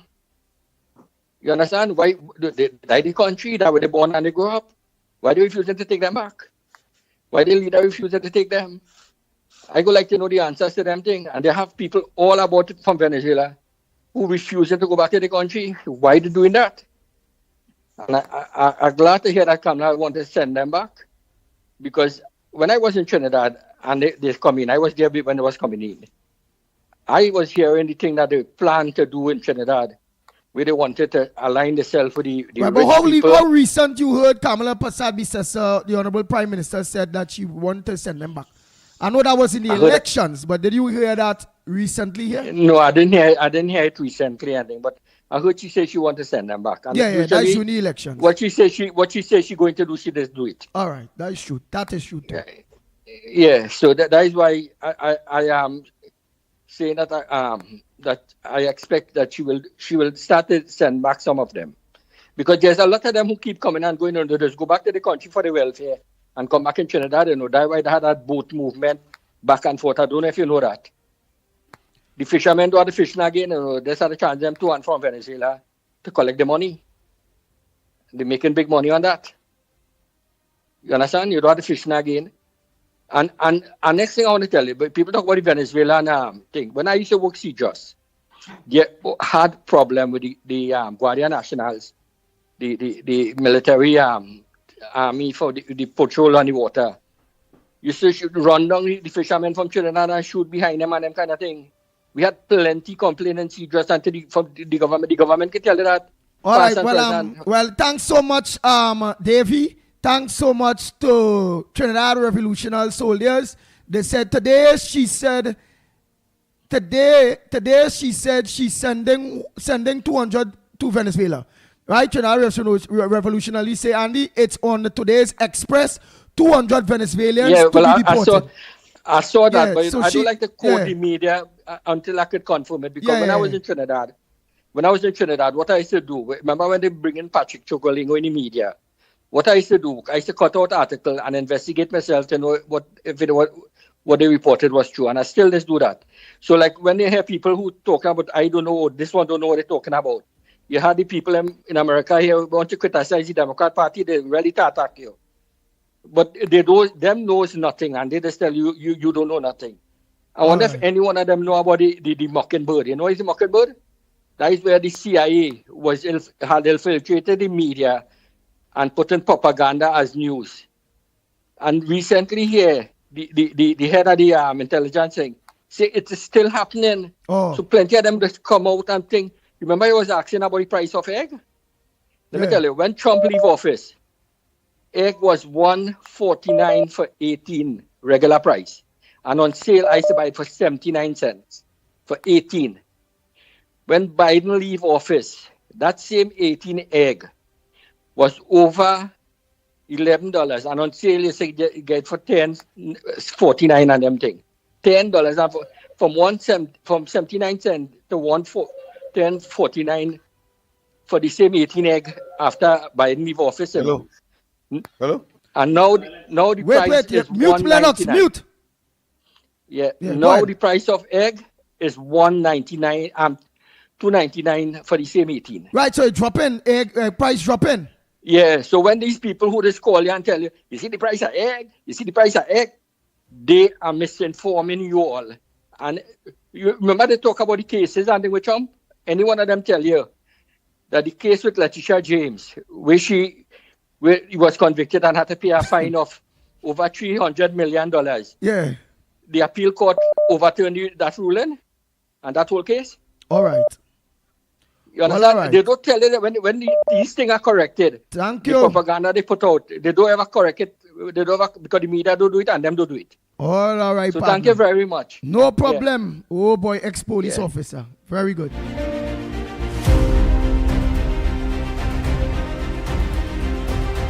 I hear laughing what some of those comments, and then people are saying, well, right, the Venice just riding on our backs, right? So everybody say send them back. They say, just school say, Arima 1 of 200 to be deported. So they want Arima to be 1 out of the 200 to be deported back, right? Well, Anthony say, Andy, that's those who are in the prison that will be sent back to Venezuela. That is those of them in the prison system. Right. But what made me laugh hard when I see I think is Mr. Jairaj Singh. Right? I think he said let me see if I find where he did say that it make me laugh. Oh, he say Arima is biting the hands that is feeding him. If he's really a citizen of Venezuela, and then he calling and getting that always say protecting Venezuela. But yet still he live in Trinidad. Why he go back there and fight for Maduro? You understand? Make sure America pick him up nowhere to bomb wherever he is. Guards, everybody are wrong. Everybody going in when they find Maduro. You know. From the time they locate Maduro, is everybody going. Everybody going. Right, let me take this call because I have someone want to engage Lennox with. Go ahead. I find you kind of weary this morning. Go ahead, caller. Pleasant morning to the ground report. Andy Williams, the Pitbull. Yes. Good morning, Andy. Tabakit here. Tabakit, a pleasant good morning to you. Lennox Smith in the house too, man. Lennox Smith, my dear English brother Lennox, and to Mickie K. Now, Andy, since we're talking Venezuela, I think it's a good time for us to raise this. Now, I am supporting the Honorable Prime Minister and my political leader 100%. Let me put that out first. But she talking bigger, boy? Oh, God. Right. Lucky thing we had the support. Lucky thing we had the support America, you know. Yeah, we didn't have the support of America there with that kind of talk. I'd have been frightened. Oh, God. Right. And secondly, I also support sending back immigrants. But let me give my perspective now. Right, but watch before you give your perspective, I just want to add in one thing. I agree with sending back immigrants, but not only who in the jail. Send back all. Right. No, hold on. Let me correct you on that. And I would want to be quite honest with you. And I'm glad you pushed the envelope. So let's have this meticulous discussion. So as I told you before, I support the Prime Minister, send them back home. But Andy, let me face it. Trinidadians is the most laziest people. Let me start here. Look, the garbage truck that passing by me, Andy. The driver tell me try with all locals. He says some of them saying they can't take the scent and some of them are walking nowhere. While I agree to send them back, those who is in contravene with the law and you're not behaving and your paper is not straight, send you back home. Andy, you well aware you do business. It have certain areas you want to bring the local. They want to work at all. That's why you see these people taking up work all about, you know. Andy, they're very committed. When they're doing something, they do it. Yeah, but to be fair too, Mr. Tabakit, it's for small money. Money to pay the locals. You don't want to pay the locals the right money. But the Venezuelans will work for 150 a day and the small money. We go come to that. We come into that. Now, while I hear you, that is with small money. Let's face it, Andy. Based upon the business that you're doing, sometimes, and it's not all Venezuelan, they get smarter. They're not working for that small money anymore. They're leaving the worker. These people, they're very intelligent. Yeah, they're leaving the work now. That is why you realize sometimes many of the, I wouldn't call them big grocery, used to see a set of them. They're leaving the work now. They're consulting with one another. But what I'm saying here, Andy, let me repeat this because it have some confusion maker listening. So let me repeat this. Full support to the Prime Minister, full support to the government. Send them home. Those who is illegal, those who committing crime. But you see those, Andy, who working day to day and they behaving themselves and they paper straight. This is my perspective this morning. Leave them. Yeah? If you contravene against the law, your paper not straight, and even Kamala said so. She said so in one of the press briefings 2 months ago. She said as long as your paper straight and you're not contravening against the law and you're not running, she all right, let me ask something. Paper straight as in they are registered to pay NIS health charge just like all of we, than going in the hospitals and using we medicine and thing for free. And when we go there all done, all right, they're making us set up babies in this country. And all we go, that come like, I have a house. I cater for 5 children. But about 20 of them come and living off of me. All right. So can I speak to that? So fair is fair. So long as they can be, the good ones can be registered proper. And PNS just like all of we. Send them home too. And hold on. This is the point that I am making. You see, Andy, let's face it, since you raised that. And let's chat a bit. Hear why. If that happen, the businessmen, remember it means these is registered Venezuelans now. They have to pay them the minimum wage, over the minimum wage.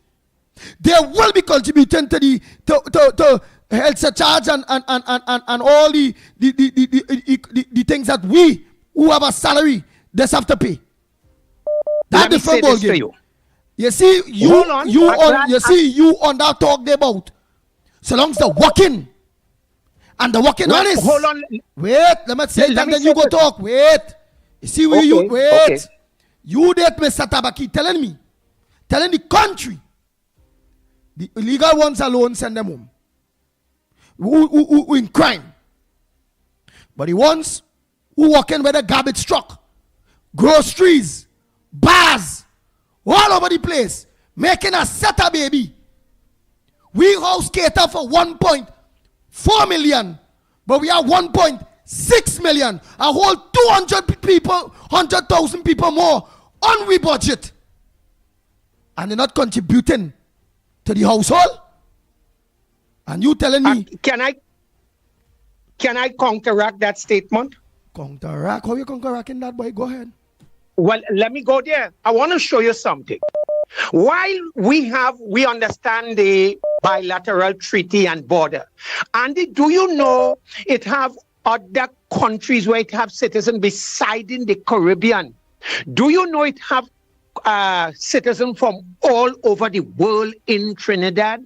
And I'll tell you this, and since we're having an open discussion, I still maintain that regardless what country, whether you're going to Trinidad, United Kingdom, India, Africa, I still believe in the freedom of movement of human beings. Let me be honest. And let's say for 1 minute in the discussion, I remove Venezuela and I'm looking at the international best practice and the international best treaty. I still believe in the freedom of human being. And when I say so, you must be free to go to any part of the world as long as you're within the law. That is that charter, and I think Lennox might. I don't know how we will look at it, but I would want him when I tell you how I look at it. I look at it as, again, my house, I cater for 5 or 6 people. You telling me, you believe in freedom of people. 10 more people can just come in my house dress up? And contributing and not contributing to the upliftment and maintenance of my house? Let me say this to you. Could you permit me, give me the mic for 1 minute, please? You there? You go ahead. You ask the mic. You ask the mic, Right. you go ahead. Do you know, let me say this, in regards to the Labor Industrial Act, do you know that they must pay the Venezuelan proper wages and they could go to the labor board? You could interview any labor officer from the Ministry of Labor and they'll tell you it is true. They can go to the labor board right now, any Venezuelan, and they can say that they are not getting the minimum wage. The Ministry of Labor will take action. There is a law for that. So in regards to where they underpaying them, probably that is those who came and is not documented and hiding and illegal. They just cannot report it. You see how you're flipping the game there on Mr. Tabakit? Will you tell me No, about? no, I'm not why? flipping the game. Again, Tabakit, again, you go on defending the Venezuelans that they still have. They still, all. yes. I tell you, it come like that. No, that no, they, no, I they, never oh say God, all. well, listen to what he's saying. You can't disagree with me unless you hear what I'm saying. Okay, come on. It come like you're supporting the Venezuelan again because look, you're telling me now that them also have the opportunity as illegal immigrants without paying VAT and health surcharge, just like all of we, to go to our labor board to seek redress. That is there. Wait. When we own people, we own people. When it comes to wickedness with them employers and them, when we go to them labor board to get redress, we can get a free service again to them. That is a free service again to them. And you don't want to address the issue of so long as they are working, let them get work permits. So with work permits, they'll be able to pay all the things that we working class in Trinidad and Tobago paying. We NIS, we health surcharge, and based on the amount of money we working for, we VAT.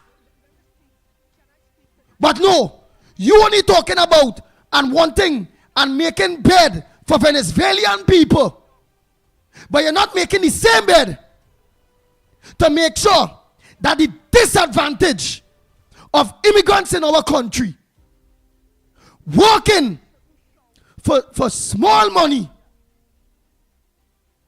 and we locals calling them lazy. Yes, we are lazy locals, but it are locals that will stand firm. Here it is. I'm not working for that $120 for this work. The money you're supposed to pay is this amount. It are locals will say that. Simple. Trinidad and Tobago. It have locals that will say that. And they're right. But the Venezuelans will say, now I go work for the 120 for the day. At the end of the day, my whole main issue is, if they are registered Because they're saying about legally registered and the registered ones. Let them goddamn add to the GDP of this country when they come into paying the NIS and health surcharge. And the ones that are not registered, get them to hell out we country. Can I make a point? Go ahead. Right. In regards to that work permit that you're talking about, let me let you know. I don't know if people will inform you. Yes, it occurs. Yes, the employer could go to the Ministry of Labor, and yes, there is a lot of them who working on a work permit here through the companies and so on. It do happen. That is stupid talk. Bring the evidence. How you said it? Mr. Tabakit, bring the evidence. Hold on. You can listen to then what don't I'm say saying. that. Don't say that then. I don't know evidence. Yes, I could You don't say have, all right. that is the fact. Bring the evidence. Could you allow me? Well, allow me, please. All right, let me hear. I'm begging you. Go ahead. Bring the evidence. I know. Right. I know you is the host of the program. So what? Tabakit, you telling me them two that on the garbage truck that picking up your garbage better than the locals? That them are work permits. You telling me them are work permits? But you don't want me to speak. If you allow me to speak, you will yes, see what I'm going with this. Yes or no? Do you know that for sure that them have work permits?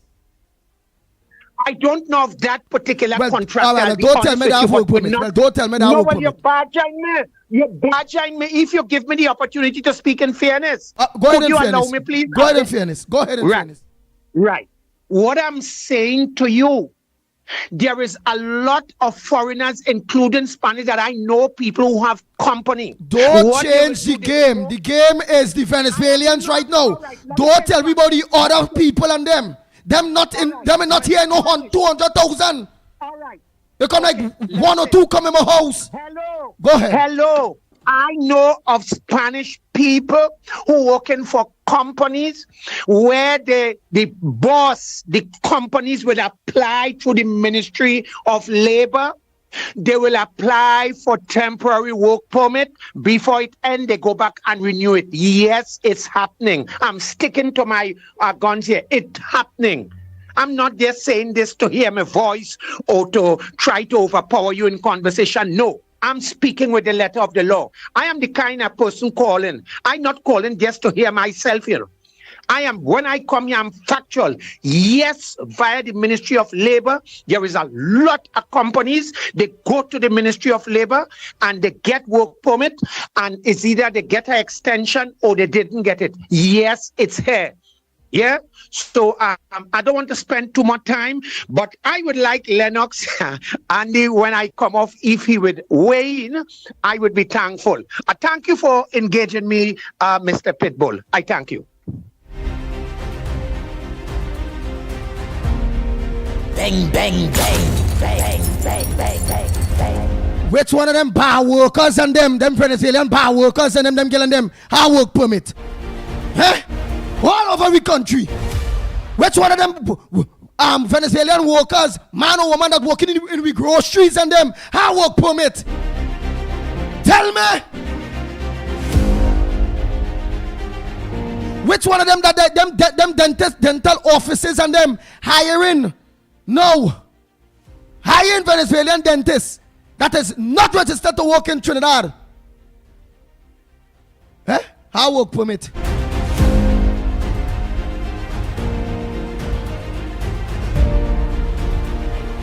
I see Venezuelans and all down driving taxi now.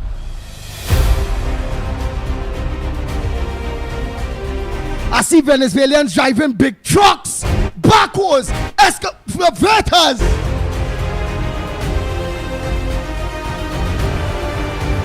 I seen them all on construction sites doing big buildings.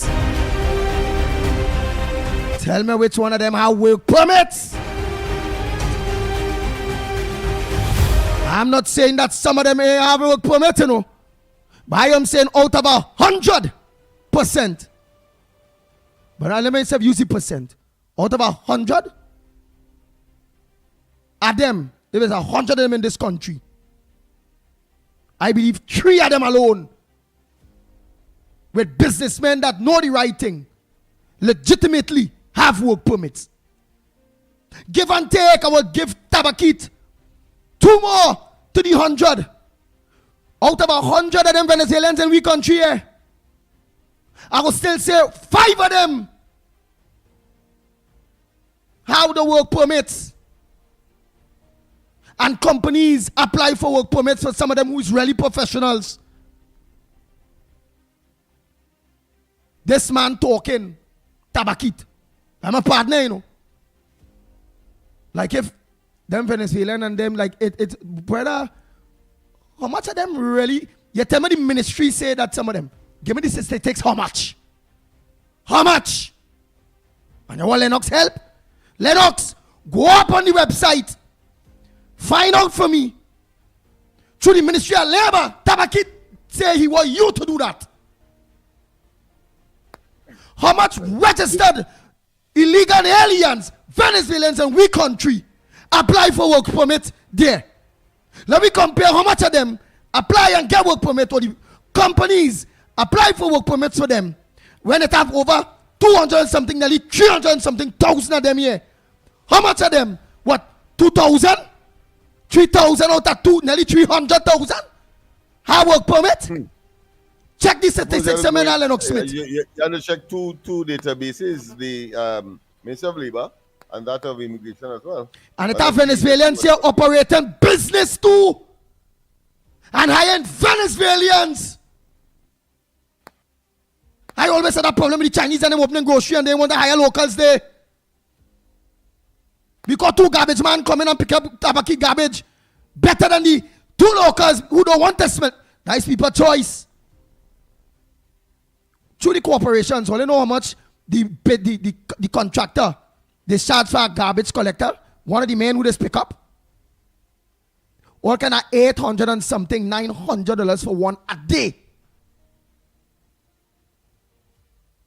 You know how much they pay them a day? That is just like security work.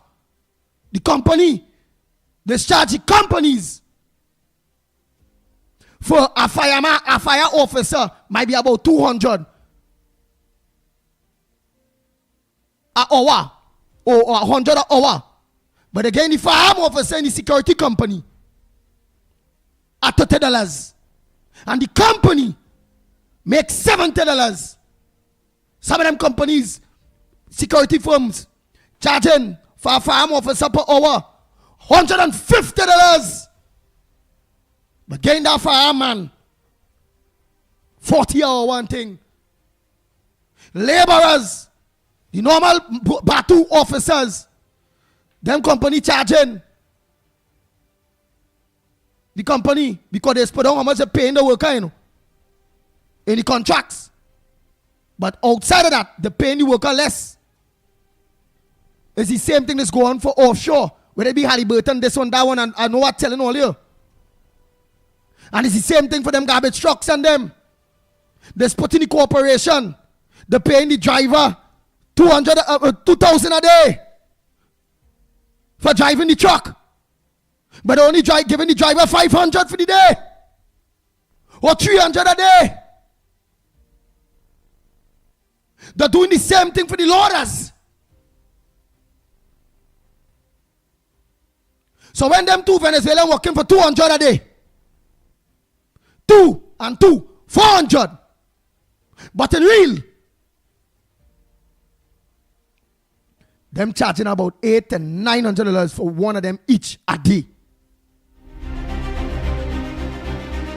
And when the locals saying, yeah, where it is, all them paying HL because that is no permanent work where them people and them garbage companies paying these fellas and them make sure they have a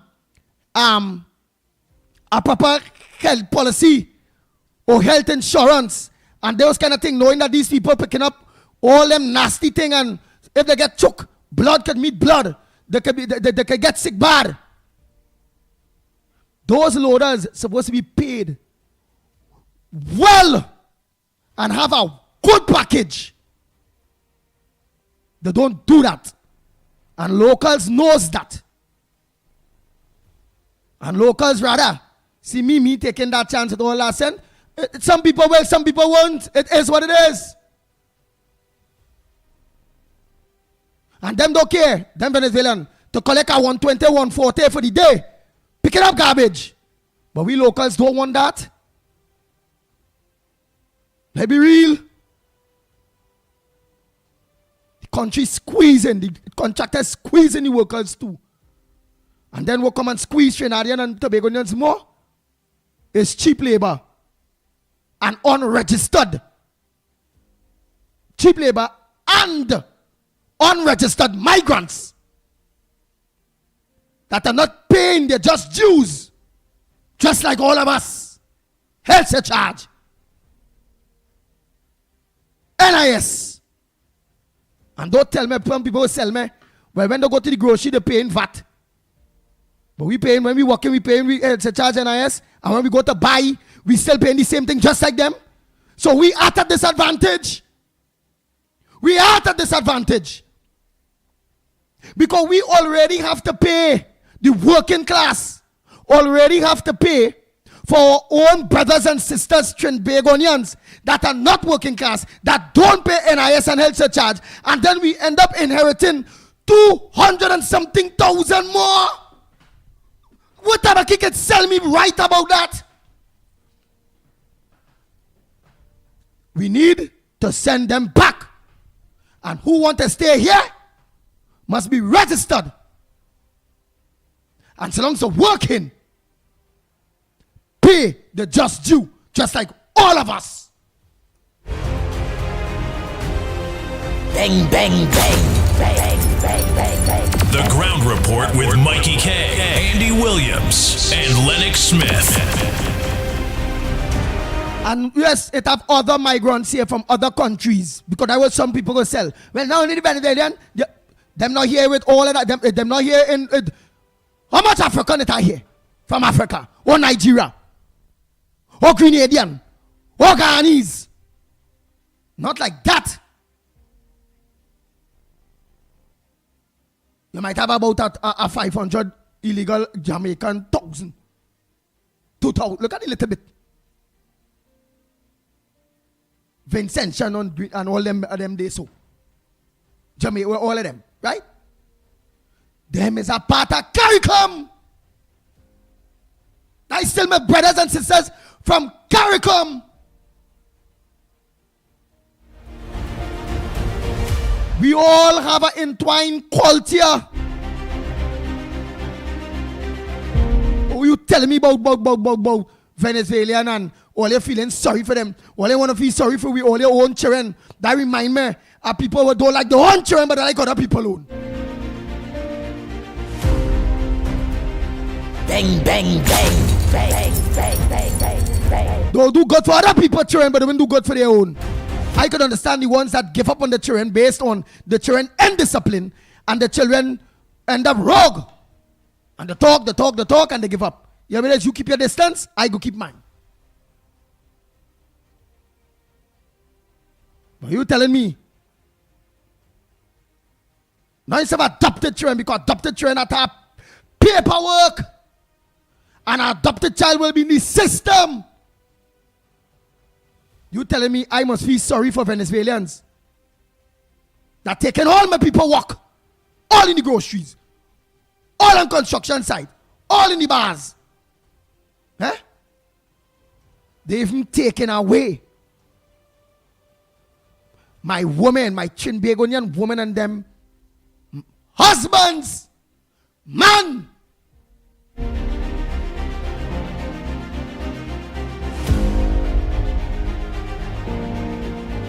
How much wickedness we must take more with this immigrant thing.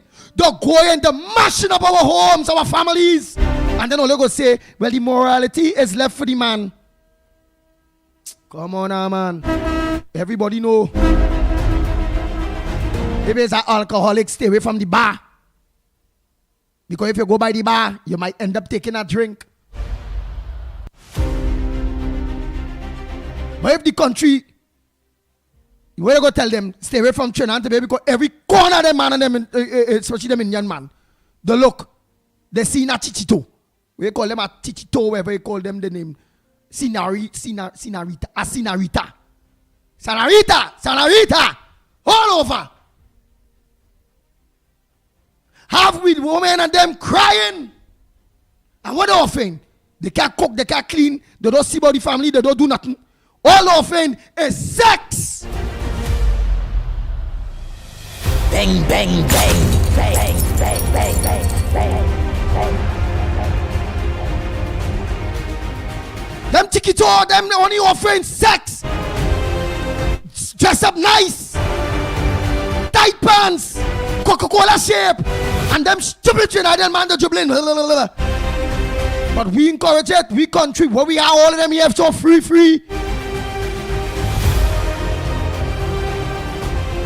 Send them back. Now go be rehab for some of we men and them only going with them chiquitos and them. So they won't be on a corner when the man, because the man had to go out and walk still. With alcohol at least, you know, they could stay away from the bar. With smoking ganja or cocaine and them thing, they no stay away from the block. Don't go by the drug man. Gotta walk tight. But with them Venezuelan, how do you stay away? You look left, you see them. You look right, you see them. You look up, you see them. You look down, you see them. You look in the sky, you see them. Jupiter, Mars, Neptune, all over the place. These people is in the east, in the west, in north, south, central, in Tobago, all over this. Bang, bang, bang, bang, bang, bang, bang, bang, bang.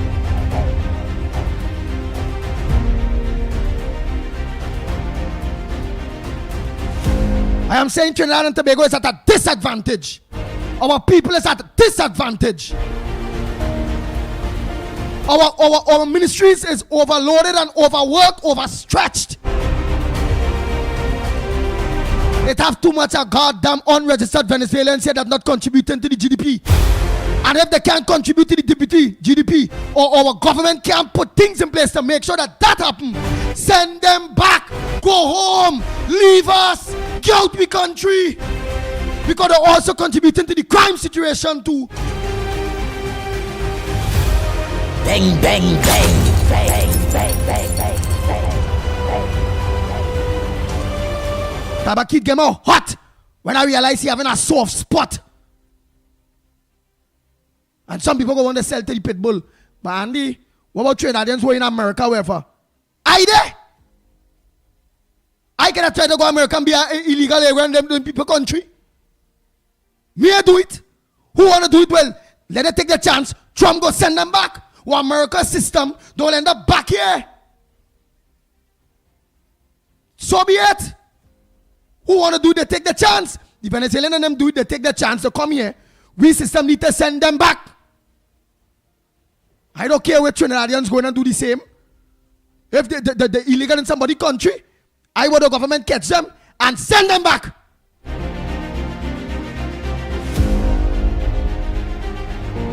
Because what don't want for me, I want for nobody.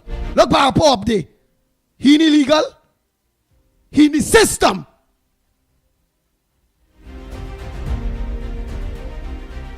He had to pay just dues like everybody, all the Americans. And who across there that not in the system and the illegal? Well, them have to play duck, weave, jam, and wine. Because when you get catch, it's deportation. And it should be the same thing in Trinidad and Tobago. Simple. I'm not feeling sorry for this burden on our country, Trinidad and Tobago. That the Venezuelans is a burden on our state resources. We tell them about. And who make baby? Them is Trinidad and Tobagoan citizens. Register yourselves. Get in the system. Or get the hell out of the country.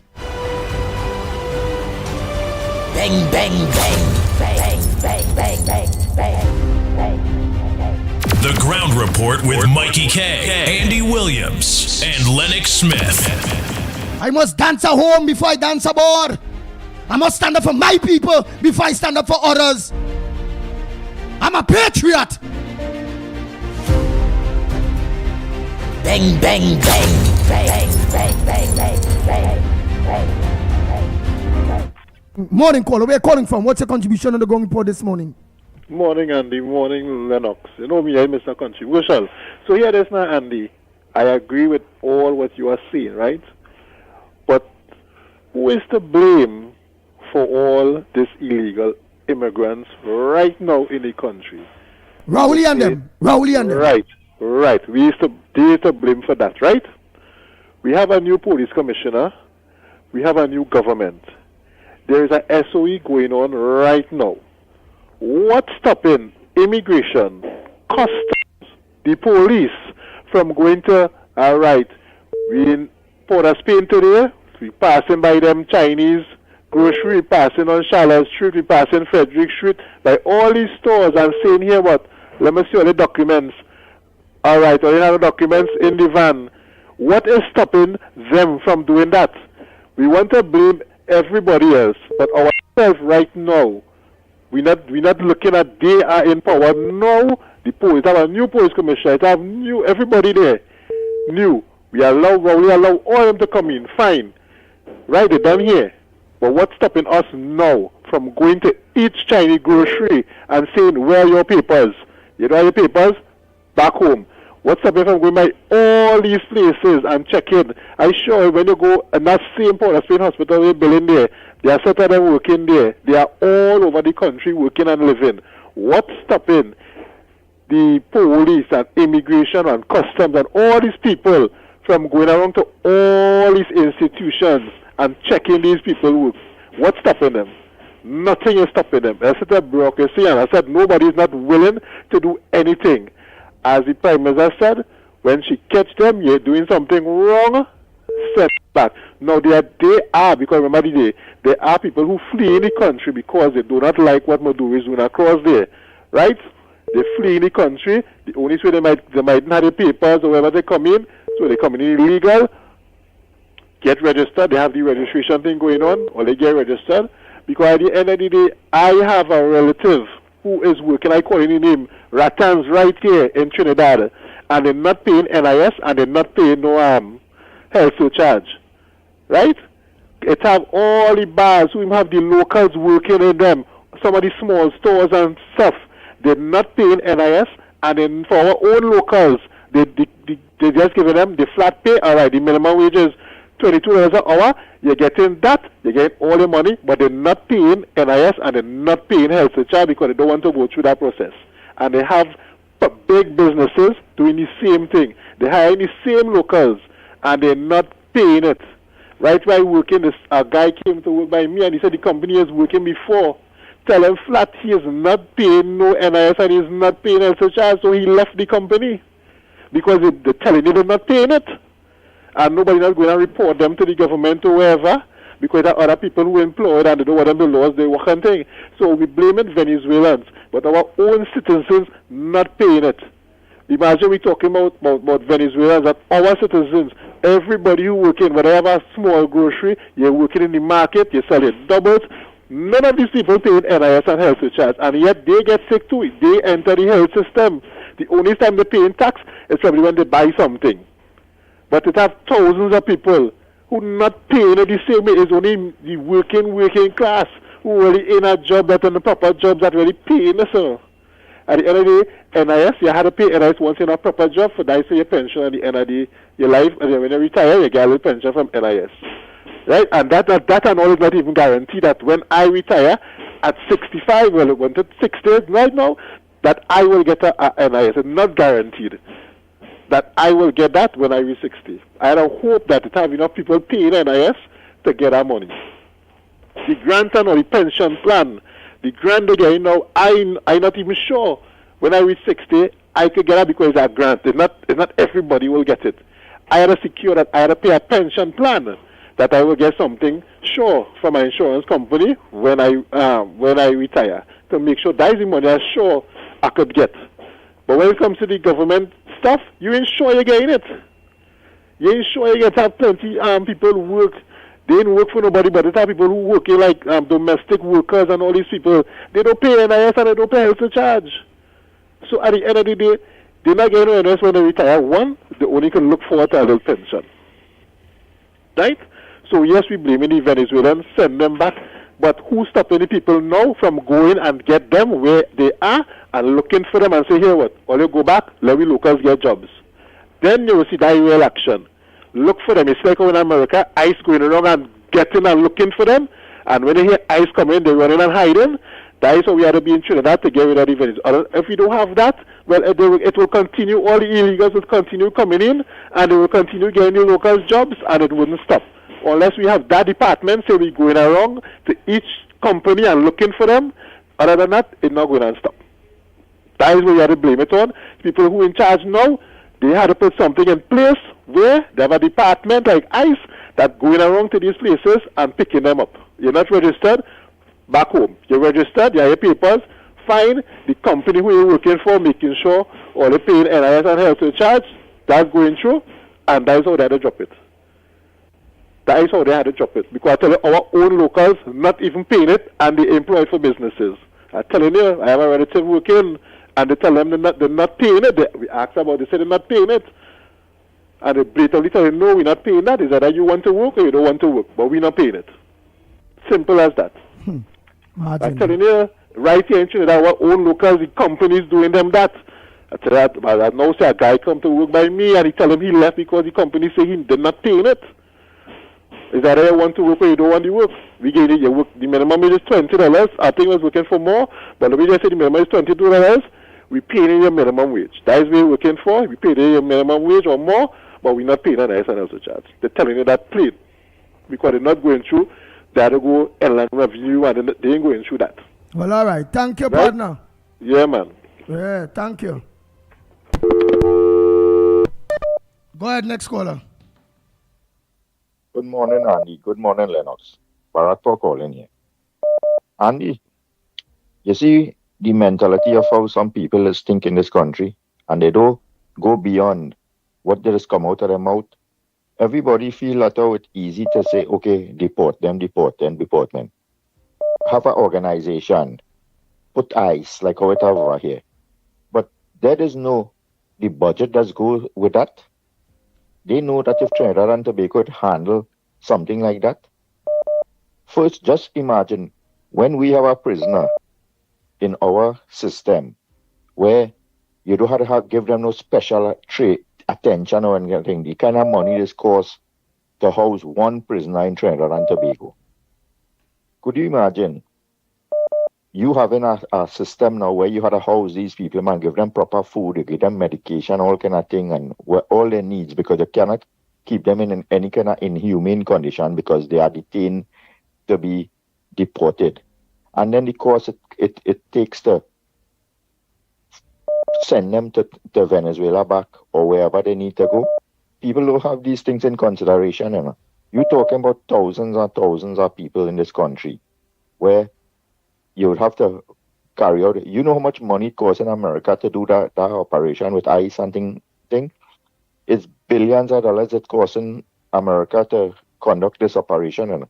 But in the long run, it benefiting them with the illegal people.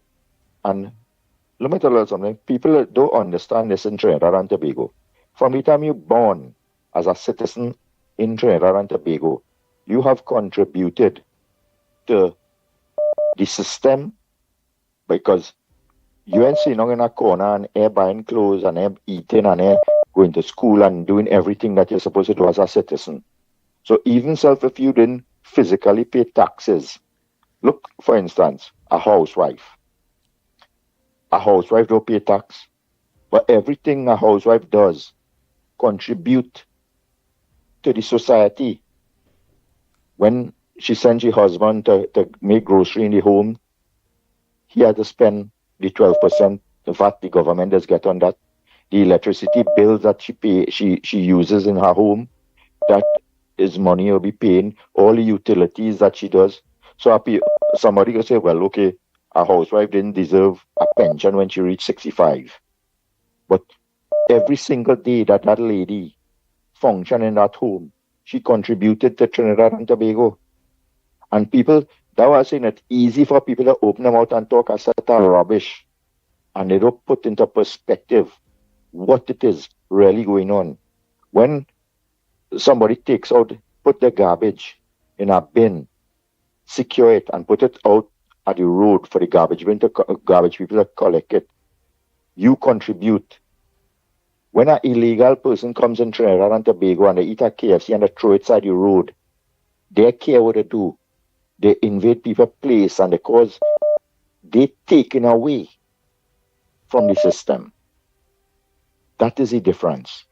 They just come now just to survive on whatever means they have possible. So they don't have no respect for anything in your country. Look all them Venezuela, no man them. People is quarrel about and complain about the healthcare system. All of them, every one of them, the majority, like you say, about 90% of them already had 2 children in Trinidad and Tobago. You walk in any health institution on a daily basis and you see how much of them there's been inside there. You feel them contribute anything to that? They just using that, you know how much it is cost to deliver a baby in a healthcare institution, and they get that free. People don't understand the destructive nature of illegal migrants into in a country. You know. Look, Chinese people, nobody don't talk about them. They don't contribute nothing to our society. If an Indian or African person dead, and you walking down the road, you might see a wake, you might walk in and get a coffee and 2 cricks and a little bit of butter or some kind of thing.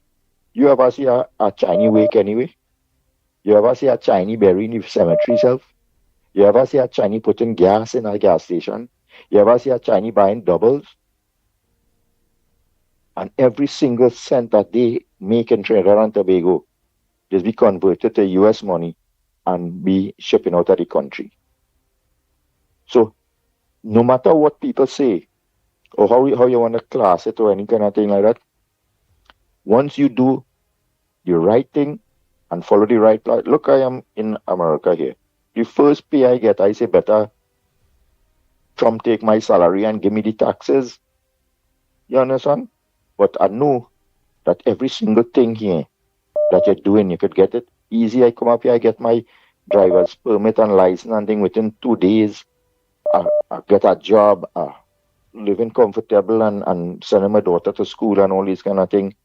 Once you do the right thing, you have nothing to worry about.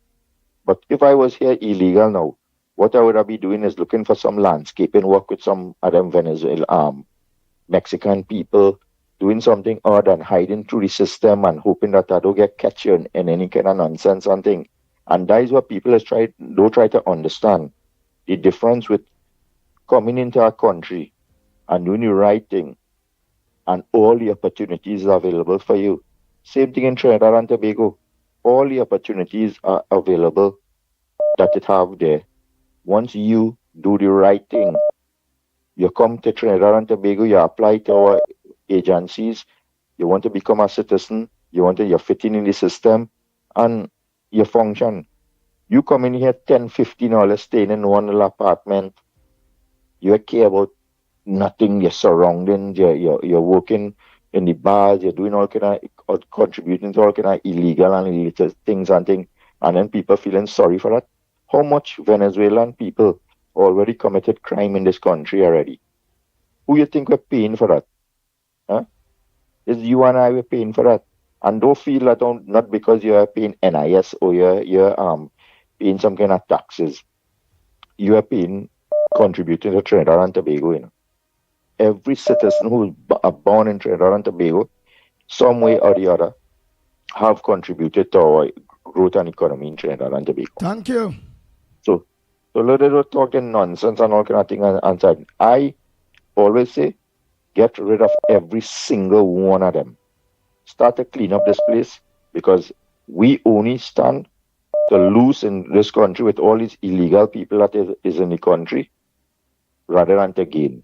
Come in, do the right thing, contribute to making Trinidad and Tobago a better place, and you'll have your peace. Look, let me tell you something. People talk about discrimination and things. I deal with all kind of people over here, and not one day I didn't see anybody show any sort of discrimination or any kind of racist kind of attitude towards me. I think people welcoming once you know that how you're in a system and you have nothing to worry about. You do the right thing and you respect the order of the system that you're in. Correct. And let me tell you something.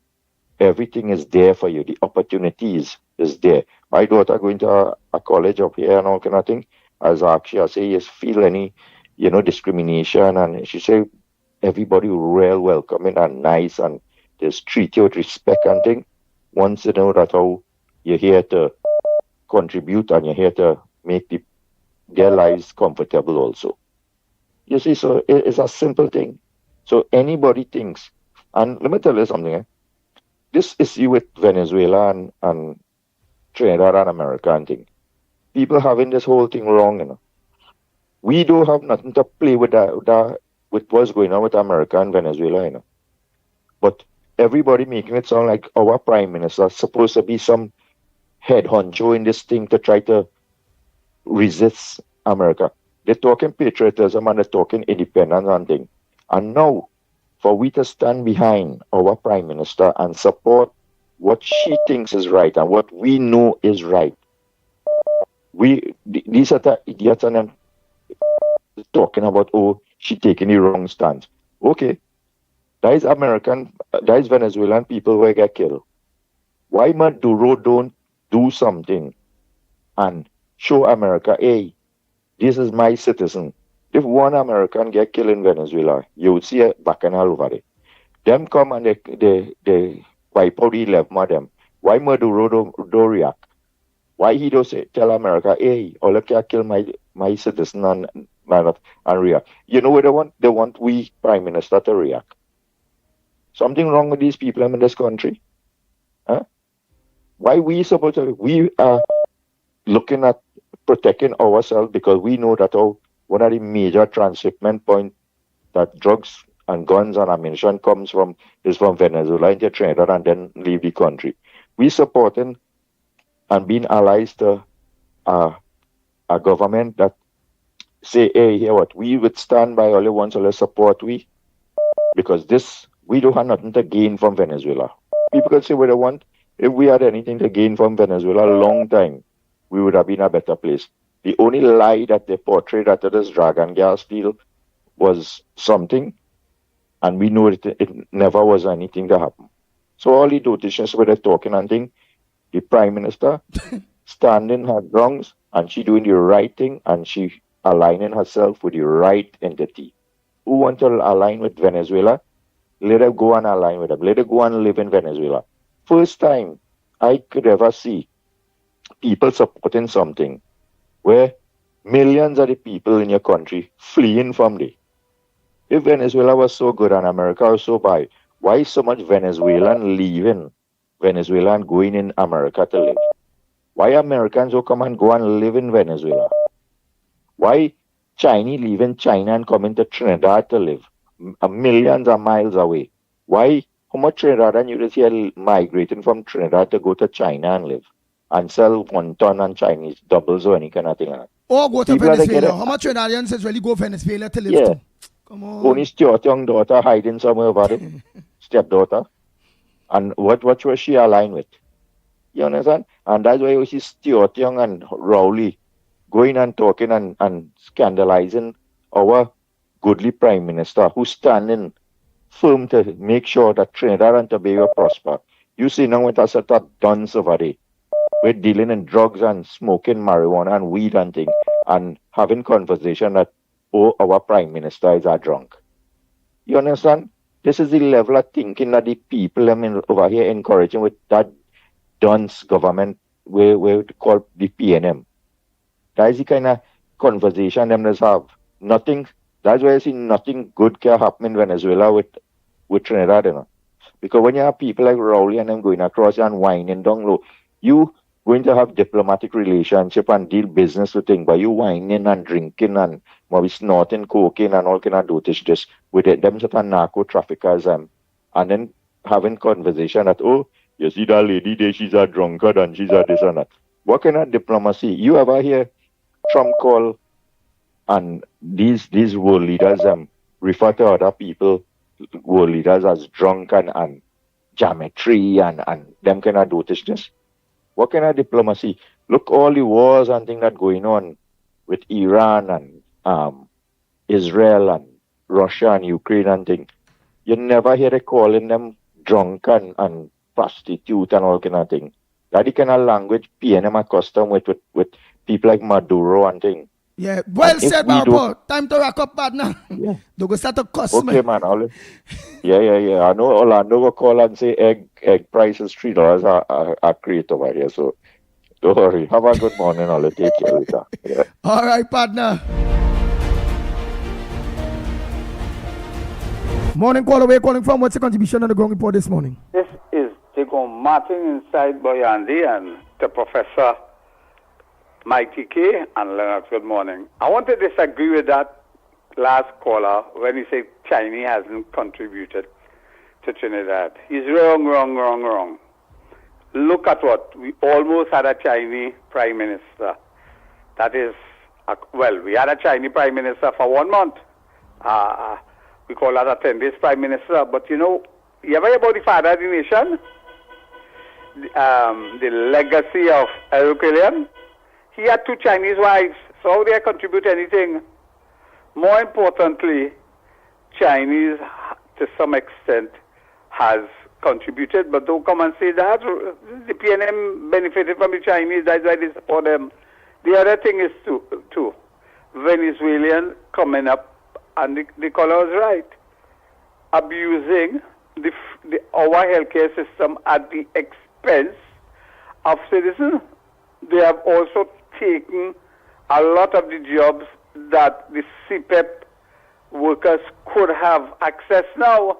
So, and the other thing, they're not paying NIS, and that putting a real strain on our system. The other thing I want to talk about, you ever hear about the Fisherman and Friends and the leader of that organization? I hear he bumping the gum. I wonder why he bumping the gum. I think he's one of the main man for the North Coast. And we hear that boat, what they say was a go-fast boat, coming regularly to that show. What happened? Trying to deflect from attention or what? And that boat is go carnage. So don't tell us you clapping back and you want to tell the Prime Minister you disagree with how dealing with Venezuela.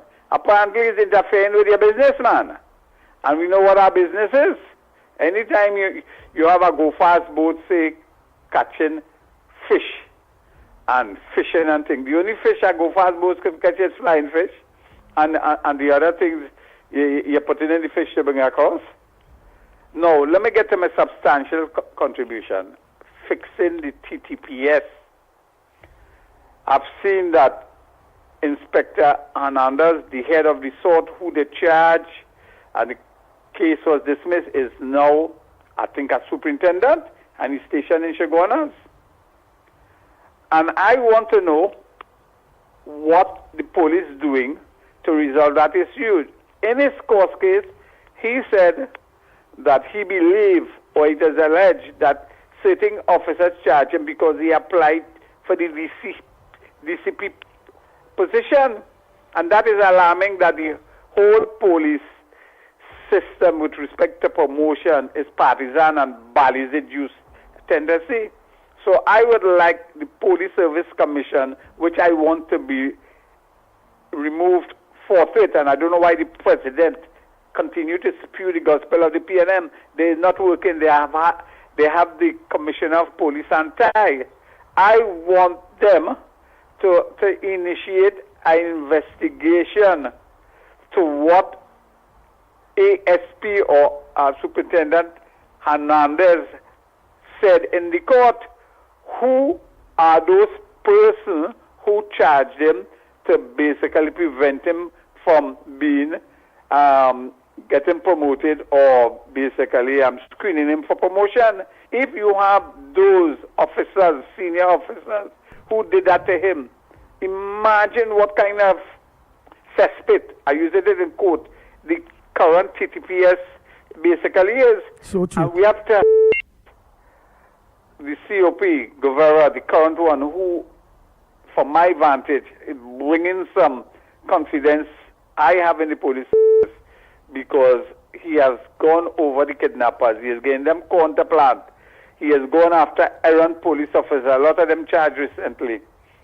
the current police service commission has to help in to investigate all the errant police officers, including something in 2015, the day of policing and all those police who participated in that activity. And we want them to include politicians too. Everybody, we want to. I am nothing. If this country has to be brought back on a good keel, on both sides of the coin, everybody has to be investigated if they do wrongdoing. We have to start respecting, and I want to give him kudos for visiting all those schools who would have police officers in them. Thank you very much. Next caller, short and sweet. Go ahead, caller. I'll take some calls. Yes. Hello. Go ahead. Hello, you can hear me? Yeah. Yeah. Over the years, it had all kind of different types of immigrants. And when they come inside this country, they understand that they were immigrants and they respected the rules, they respected the laws. They used to do little odds and end job and they used to live quiet and peaceful, right? These Venezuelans here, they are very bold-faced and they don't even understand how bold-faced they are. They even have the people talking on social media about benefits that them find them should be having, like the Trinidadians and them. Example, Cuban boy. About 2 days ago, he make up a video talking about how his daughter is a Trini and the daughter getting to go to school. Okay, but you have a son who is a Venezuelan and can't go to school, right? Partner, send your child to a private school and done. Talking about his 9 years, the child and go to school. If it was we Trinidadians doing that, right, they'd have done send child services. He even realized that that is a big evidence for you to get in trouble, right? That's a next thing too. They're doing all kind of wildness, right? And they don't even face responsibility for their actions. 2 years ago, I was working for a very famous company, right? And it had Trini people, or real Trinis and thing. And then after they started bringing Venezuelans, right? And the Venezuelans and them worked their way up to the top in management. And when it's time to recruit and hire people, they only used to be taking the Venezuelans, and the Venezuelans and them working for a whole extra $10 more than the local and them. And not to mention that them Venezuelans don't even have a form of education. When it was time to pay them, they're paying them in check. They even paying them through the bank because they're so illegal they can't even have an ID. They don't have no work permit, nothing. Or they can't even apply for a bank account. They pay them cash, clear, so they pay them cash when it's to pay them. Or they can't pay them. No, they pay them with check. No, but and they used to go buy some kind of supermarket or something where they go credit check for them. Okay. Yeah, they used to do that. And they used to go buy supermarket and thing and credit check for them and all kind of thing. Right? A big company was encouraging that.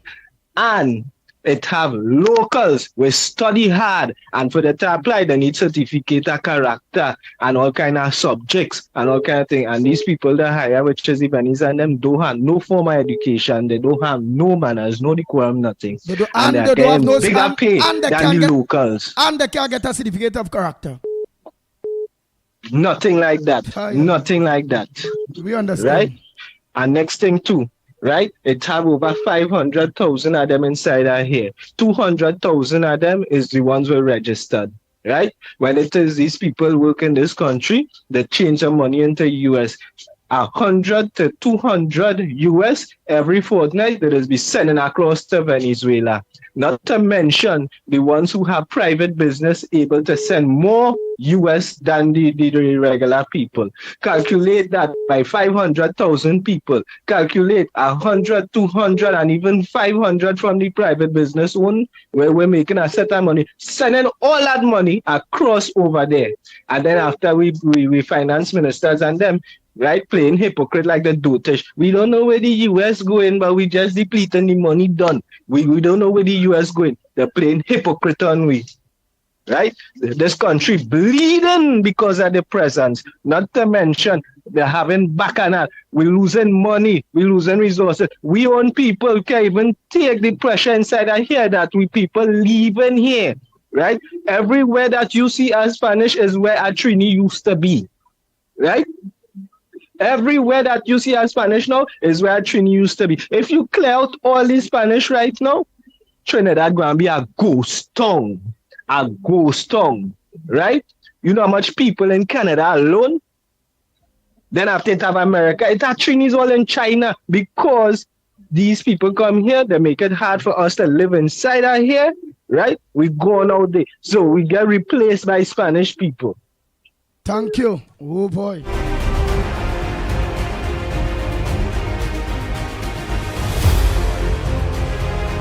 Morning, caller. Go ahead. Go ahead, caller. Morning to you. Pleasant morning again. Andy William, the Pitbull and the Ground Report, and Lennox. Tabakit back. Go ahead, Tabakit. Thank you very much. Now, with the discussion is something I realize we unearthed here this morning. And I would ask your good self and Lennox to get an interview with the Ministry of Labor. And I'll tell you why. Do you know the Ministry of Labor, the fields officer? Do you know they're supposed to be going in to these companies and grocery and business places and where these people is working and check to see if these people have work permit? So what it tells us here this morning, the Ministry of Labor is not doing its work. And the mandate and the function of the Ministry of Labor, Andy and Lennox, anywhere they see these immigrants, regardless to which country, do you know by law, they're supposed to go in there and demand the books to see that they have the work permit. And I am now asking your good self and Lennox to make contact with the Ministry of Labor, with its field officer, and you will now have to interview them and ask them what have been happening. And this is truth. Or better yet, if you get the goodly minister or somebody, they have to now answer Trinidad why this have been allowed to fester. You with me, Mr. Journalist? Yeah. Go ahead, Tabakit. Yes, I am saying, can you just let me speak to Lennox for 1 minute, please, if you wish? Lennox is not in. He's not there. It's just I here. So you go ahead. Oh, okay, right. Well, then I know you do a good job. But let me ask you, what I raised, what you think about what I just raised? What you just raised there is very, very good. The government had to do it work as soon as possible in cleaning up Trinidad and Tobago with these Venezuelans in them who registered and paying money registered. Which we no understand problem. All the registration. We understand all of that. But the big picture here, now, this wouldn't have anything to do per se with the government, but the ministry, well, it fall under them. The Ministry of Labor, and its staff and the people who have to go out there to check these things, whether if they have been doing it. And Andy, this is serious business here. You talking about people working all about, they've been exploited. Anywhere there is a business and these people is working, the Ministry of Labor do not have to wait for I or you or anybody to make a complaint. They ought to go in there and demand the books and find out, hey, I see you have ex-foreigner working by you. Are these people registered? Do they have a work permit? And I would ask you, Andy, I don't know if when you would do it, if it's this week coming, because since this raise and the government is now sending back Venezuelan migrants and you is saying send them home and you're saying, well, okay, ensure that they get a work permit.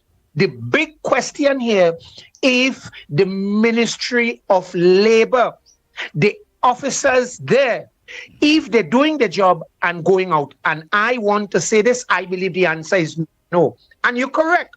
If the answer was yes, then all these people who working in all supermarket, different places, so I hope you use your good office, and if you can interview. I going on a serious campaign on that, real live. I'll be going by bars and I'll be going live and asking, Senorita, do you have a work permit to be working at this bar? Well, I'm right now at so bar, calling the bar name where I am, and it have Venezuelans working here, and I would like to know if they have work permit. I will go to war with it. I know what I'm saying. Thank you very much, but I would still want you. I would want you to interview the Ministry of Labor and ask them if they have been going to companies, if they have been going to bars, and if they say no, well, hear what I would say publicly. The Ministry of Labor is negligent and they have been falling down on the job. Andy, I thank you, but I think this is something I would like you to interview the Ministry of Labor. I thank you for giving me air for this contribution. Thank you. Good program.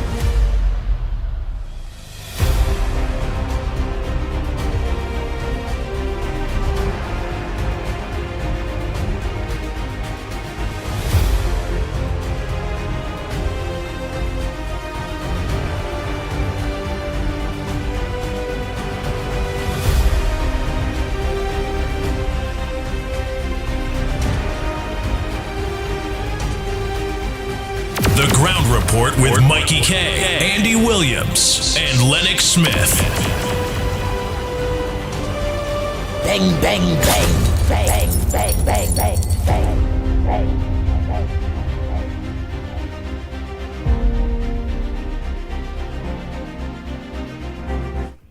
Morning, caller. Good morning, sir. I want to talk something about the health. I hear a gentleman say how long his aunt had to wait in the Sango Grande Hospital. But the thing is that is sitting out yet. It's only 4 months these people is there. You hear? No, it is short-staffed with doctors because doctors, they stop the gate program. And doctors could not do from third year go. So it had nearly 200 or 300 doctors had to drop out.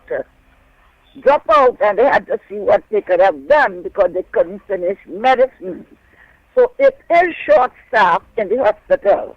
And then every day there's more than 1,000 people in a hospital plus health centers. They'll be in the hospital about 10 years now, very regular. Then accident and emergency, you have to wait because it have people who have kidney failure and they have to sit down to wait to register. It have people with heart failure, people who are on dialysis. How much people you think somebody will save up? You have to wait your turn. Yes, it has people born with plenty disabled situation, and you have to wait in accident and emergency to get registered. Because when you think you're sick, it has people sick more bad than you. And you can't blame the doctors for that. Now it has doctors here, that it is not one doctor. From PNM days, it has one doctor seeing people in accident and emergency, which you have to wait 4 hours, 5 hours there. And when that doctor sees you're going level 4, or you're going into the emergency, and you have to wait there on a chair for the next 4 hours or 5 hours. When a doctor comes, they will give us what not. Now, sometimes they don't have bed. The hospital don't have bed to facilitate these critical patients. Because I was a life-threatening case and I had to wait. Now you have to wait till the guy to have bed. And now you have to wait till a specialist surgeon comes to see you. Because remember, those specialist surgeons is in surgery, there is in ward, and then they will come to see you. So sometimes it takes you a day and a night. 2 days, and then when they see you, they will know whether they should warn you or what should happen. And if you cannot wait, you will go to a private institution. That is why it's a private institution. It's a private doctors, it's a nursing home. And the private institution is for when you cannot wait in the hospital. It's not rich people only. It's a people who work. And they live in the little house. And they this and that and all kind of stuff and all kind of things. And they save a little bit. And the house leaking, like Michelle. And they have it for the health. I wait, and when the doctor see me, and I see the doctor, I had to go and take all my tests private. Private. They didn't know really what's wrong with me. I borrow, and I had a little bit, and every month I will go and take private tests. Right? And that is wrong. That is wrong, Granny. You're supposed to be able to get your thing there. You don't supposed to be spending no money, no private, to get your thing. And that is something that our government had to eventually fix. The machines that break down part of that scanning. And I want to know what happened to me very fast because I don't want to wait. So I went and got it because I don't know what happened. Then there are backlog. I couldn't even get an ecogram. I had to wait 3 or 4 months to get that ecogram. So to help myself, I asked the doctor for a letter. If I want to help myself because that is my health. I telling you 2 years ago. 2 years ago. And I had to go and get everything private every month, every 2 months, because I want to see about my health, which that is wrong. That is wrong because I'm an elderly. It was a critical case, a life-threatening case. But if I wanted to help myself, I had to ask the doctor for paper and get all those tests. It took me 2 years. It took me 2 years. And then I come to get my major technical and life-threatening surgery, which had hurt me that I cannot eat, I cannot walk, and cannot talk again. And the doctor was fighting to even do it or to give me the anesthetic. But God help me. But if you want to help yourself, that is what you have to do. Because that is how the system is in the hospital. You cannot blame the doctors. Because I see how doctors working. Doctors working round the clock. And when they have the off day, or when they have the time, they will get a team together. Thank you, Granny. They will do their surgery in the nursing home because doctors will be owing plenty money. When they finish studies, they have to specialize 5 or 4 years again. So they don't leave hospital work to go to do that because I just live in hospital. So they can't blame the doctors, blame the system of the government. And those, plenty of those receptionists is called a people delay. So you have to wait. All right. Thank you so much, Granny. Well, they try to make it short and sweet. Time passing, and a lot of people want to make it. Go ahead, caller. Yeah, Andy. The focus is on the Venice today, but there's a group of silent parasites that has been affecting this country regarding the foreign exchange. All these Chinese groceries and businesses that are Chinese. They are more deadly than these Venice. These Venice, they only open. The accumulation is smaller compared to what the Chinese make. And where are these Chinese money going? They are taking it back to China and foreign exchange. They have dominated the food market industry in China, their supermarket business. They have pushed out all the small East Indians and African businesses because of the overwhelming support they get from Chinese goods coming cheaply down here and whatnot. So generally, the content of all the conversation is highlighting 1 or 2 problems that the immigration department and the labor officers have to really do their work, and the minister is supposed to start to see these people going down in the nooks and crannies and locating all these foreign elements that come in here illegally and deal with them. I cannot understand how so many Chinese businesses have been established in that country. So there was a lot of uproar when it now started to come before the Venezuelan, and nothing was done about it. I am not saying that they are not illegal ones who are coming here, but in these businesses, they are hiding a lot of corruption and transferring of our national wealth and foreign exchange outside of Trinidad and Tobago. And this is some of the leakage that the money is going on. When Mr. Larry Hawaii says there's no drug cut. They also control the way in this country now, the way. Play way, lotto machines, all this kind of thing. No, if you're doing a general cleanup, don't target just the Venezuelans. I agree that they have to attack the Venezuelans who are illegal here. But the Chinese is the most deadly, and as I say, the silent parasite that is sucking the blood of Trinidad and Tobago. And if they want to act with all of them, even East Indian people who come in here, act with all of them. Don't just attack one set of people. But they are the highlights now. But these Chinese was highlighted before, and nobody did anything about it. And I remember somebody put in a quote, I think on the internet, where there's a block in Port of Spain near the hospital somewhere there, where some Chinese people are living there without undisturbed by the relevant authorities. How they are there so long. So there's a lot of cleaning up to do. Let's see the government who really want to do something, start letting the Minister of National Security, the Minister of Labor, get these officers going down there. You just, as somebody said, you just go in the villages and you will see how much are illegal pennies in the place. How they come in here, how they going back, and how they going back and coming all the time. It's very curious. And a lot is left to be done. And we want to see some action. Thank you, Andy. Thank you very much. Morning, caller. Caller, morning. Next caller, you ain't answering. Oh boy, time check. Wow, time really running. 15 minutes still. I see Mr. Ramnarayan was trying to call. Mr. Tabakiti don't get through. Right? So let's sorry. The people who are able to get through with the people who ain't getting through. Right? Because only one call at a time anyhow, okay? Go ahead, caller, morning.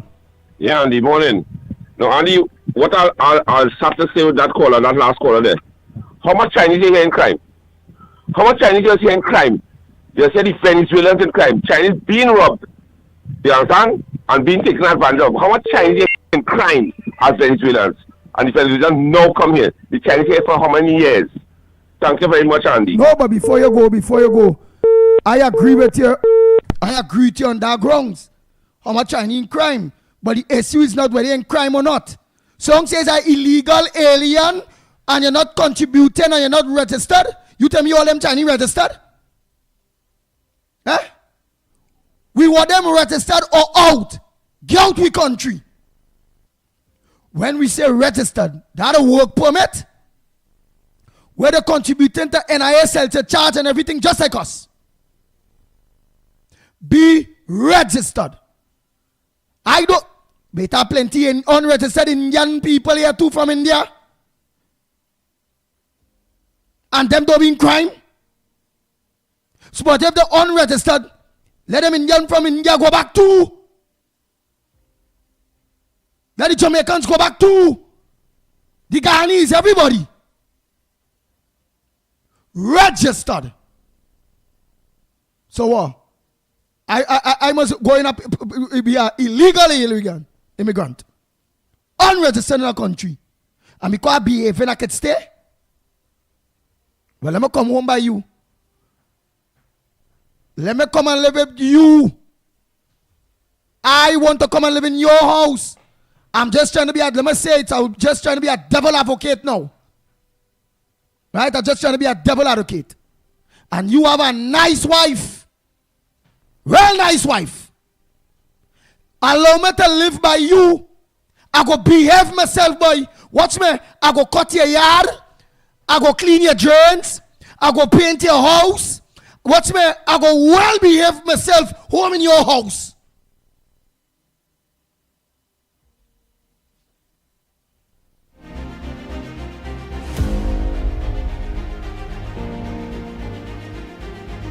You know what will be the backlash to that, partner?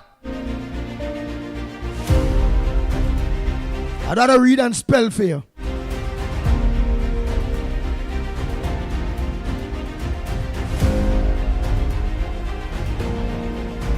My wife about 60, I ain't mine. They say all meat good.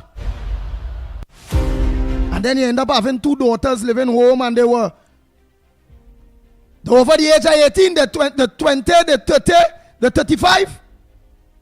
Better yet, partner, I'm washing your car. Well, I don't need to register because I'm going to behave in your house.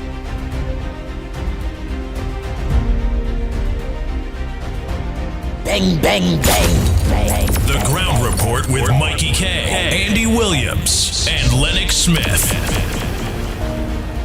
I'm with no disrespect here. I just throw that because all I hear me say, I'm going to be a devil's advocate.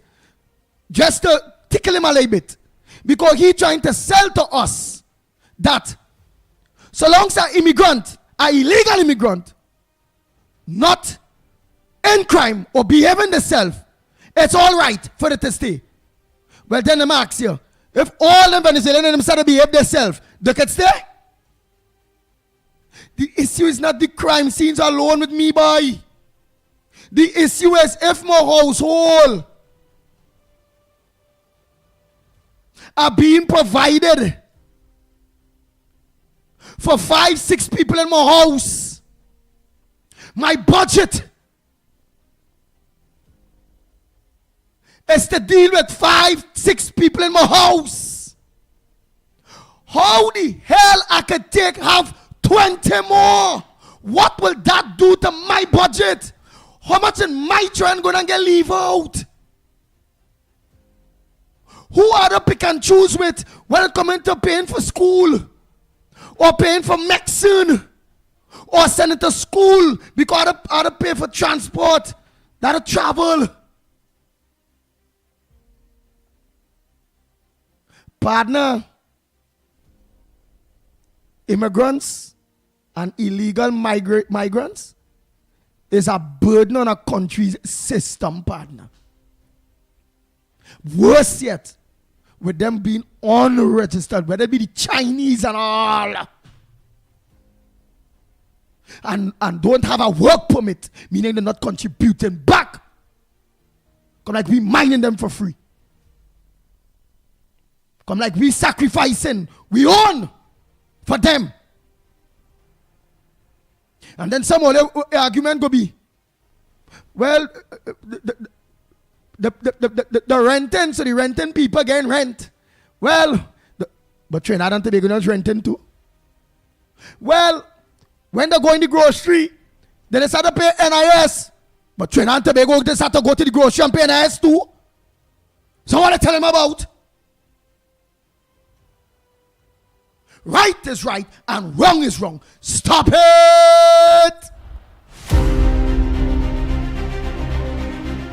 The Ground Report with Mikey K, Andy Williams, and Lennox Smith.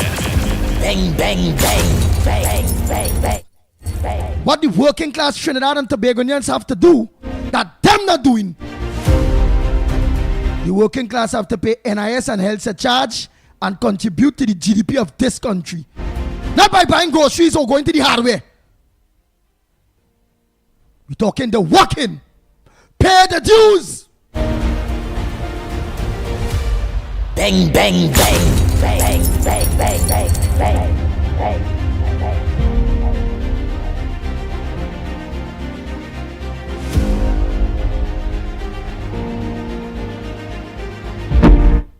Go ahead, caller. Yes, Andy, Central here once more again. Thank you for receiving the call. Now, it's something I want to bring up again this morning, and I don't remember. You see, in the Central Zone, Andy, we need to get a permanent public health facility. We need to let the ministers and them looking into putting back the health facility in the Shoguana's main road. You see where they move up where the Shoguana's health facility was on the main road in Shoguana's? Right? We don't know what arrangement the government could probably do to get back the health facility there. It is madness to have fees higher up and fees lower down. In the case of an emergency, Andy, you have to be breaking about 3 traffic lights to bring a family member inside of the health facility. They could pass out. or either you'll have to break traffic light to come down there with them. Right? So we asking, right now they have it on the Ramsaran Street, right, behind of Shagona's main road. Right? Because when you go there as well, so you have no parking space at all. You have to be seen who moving from on the road itself to get up to the parking spot. Right? So we asking our political leader, our prime minister, to please looking into that for us in the central zone, please. Because here we're going on, Andy, to move out that. We don't know if this is a private property or whatever it is. And they're bringing in some stores and them who selling little clothes and whatever. And a little birdie has said that these people are like they're selling drugs up inside of it. Right? So we asking the authorities to look into that. And these people are not making no sense inside of it. So it's the best thing to do, Andy. Let the government look into that. Bring back, remove them, people and them, let them go and find somewhere to rent. And let them go and fix the business otherwise. And bring back a health facility there where the public could benefit from it. Right now, having them people and them there is a total chaosness and it's a total madness. You understand? And once they can look into these people and them who more picking up the space on the pavement while walking, it is very good. Yesterday we went down there and I hardly see some of them and it was very good. People walking on the road, real good. And I mean on the pavement thing. And that is good. Kudos to whoever looking into it. Right now it has some who just actually taken over and we need to get the rest of them removed from there. Because it is really be ridiculous, Andy. Right? To the customers that is get a little blind to block up a certain area and they sell the little things and whatever it is. This is not a fight on nobody, so I don't want nobody to take this the wrong way. What we're saying is, all they try and do all the thing in a more professional manner. If all they know all they going and take up space for people to walk, forget that. Go and do it somewhere else. You understand? Don't block up nowhere nobody. The public has to be passing and when they mass something is a bacchanal scene. You understand? Because the strong people are taking no kind of nonsense. You understand? So the ones of them who doing the most ridiculous thing, all they try and stop it now.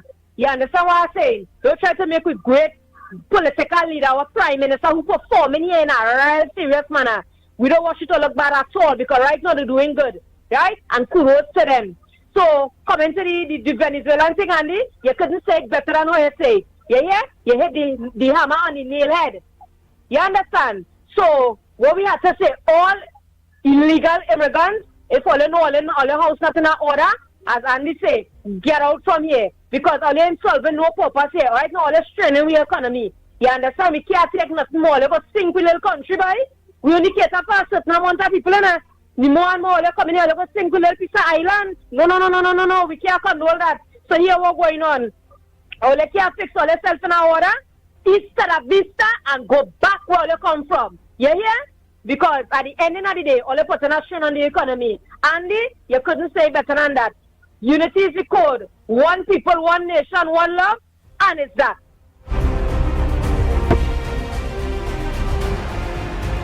The Ground Report with Mikey K, Andy Williams, and Lennox Smith. Bang, bang, bang, bang, bang, bang, bang, bang.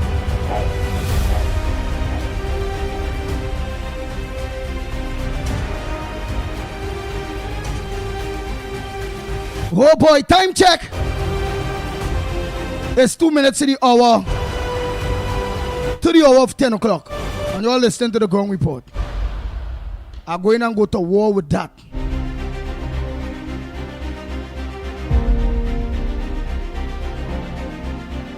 We want all illegal immigrants, whether Venezuelan, whether what, whether who, register. If all you're working, get your work permits. And if not, the Minister of Homeland Defense, Roger Alexander, the head of Immigration Office, Ministry of Labor, they need to get cracking.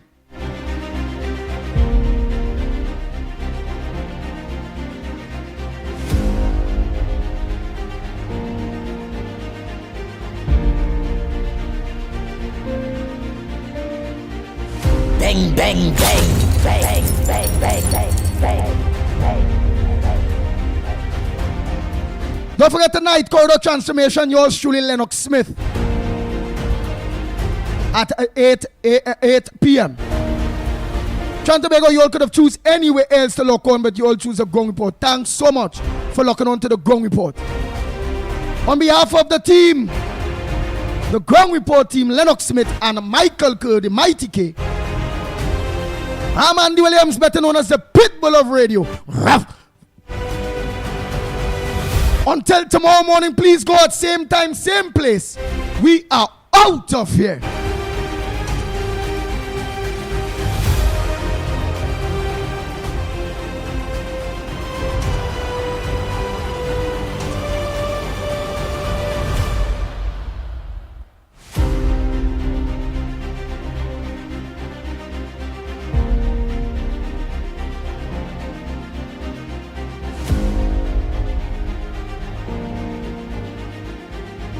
The Ground Report with Mikey K, Andy Williams, and Lennox Smith.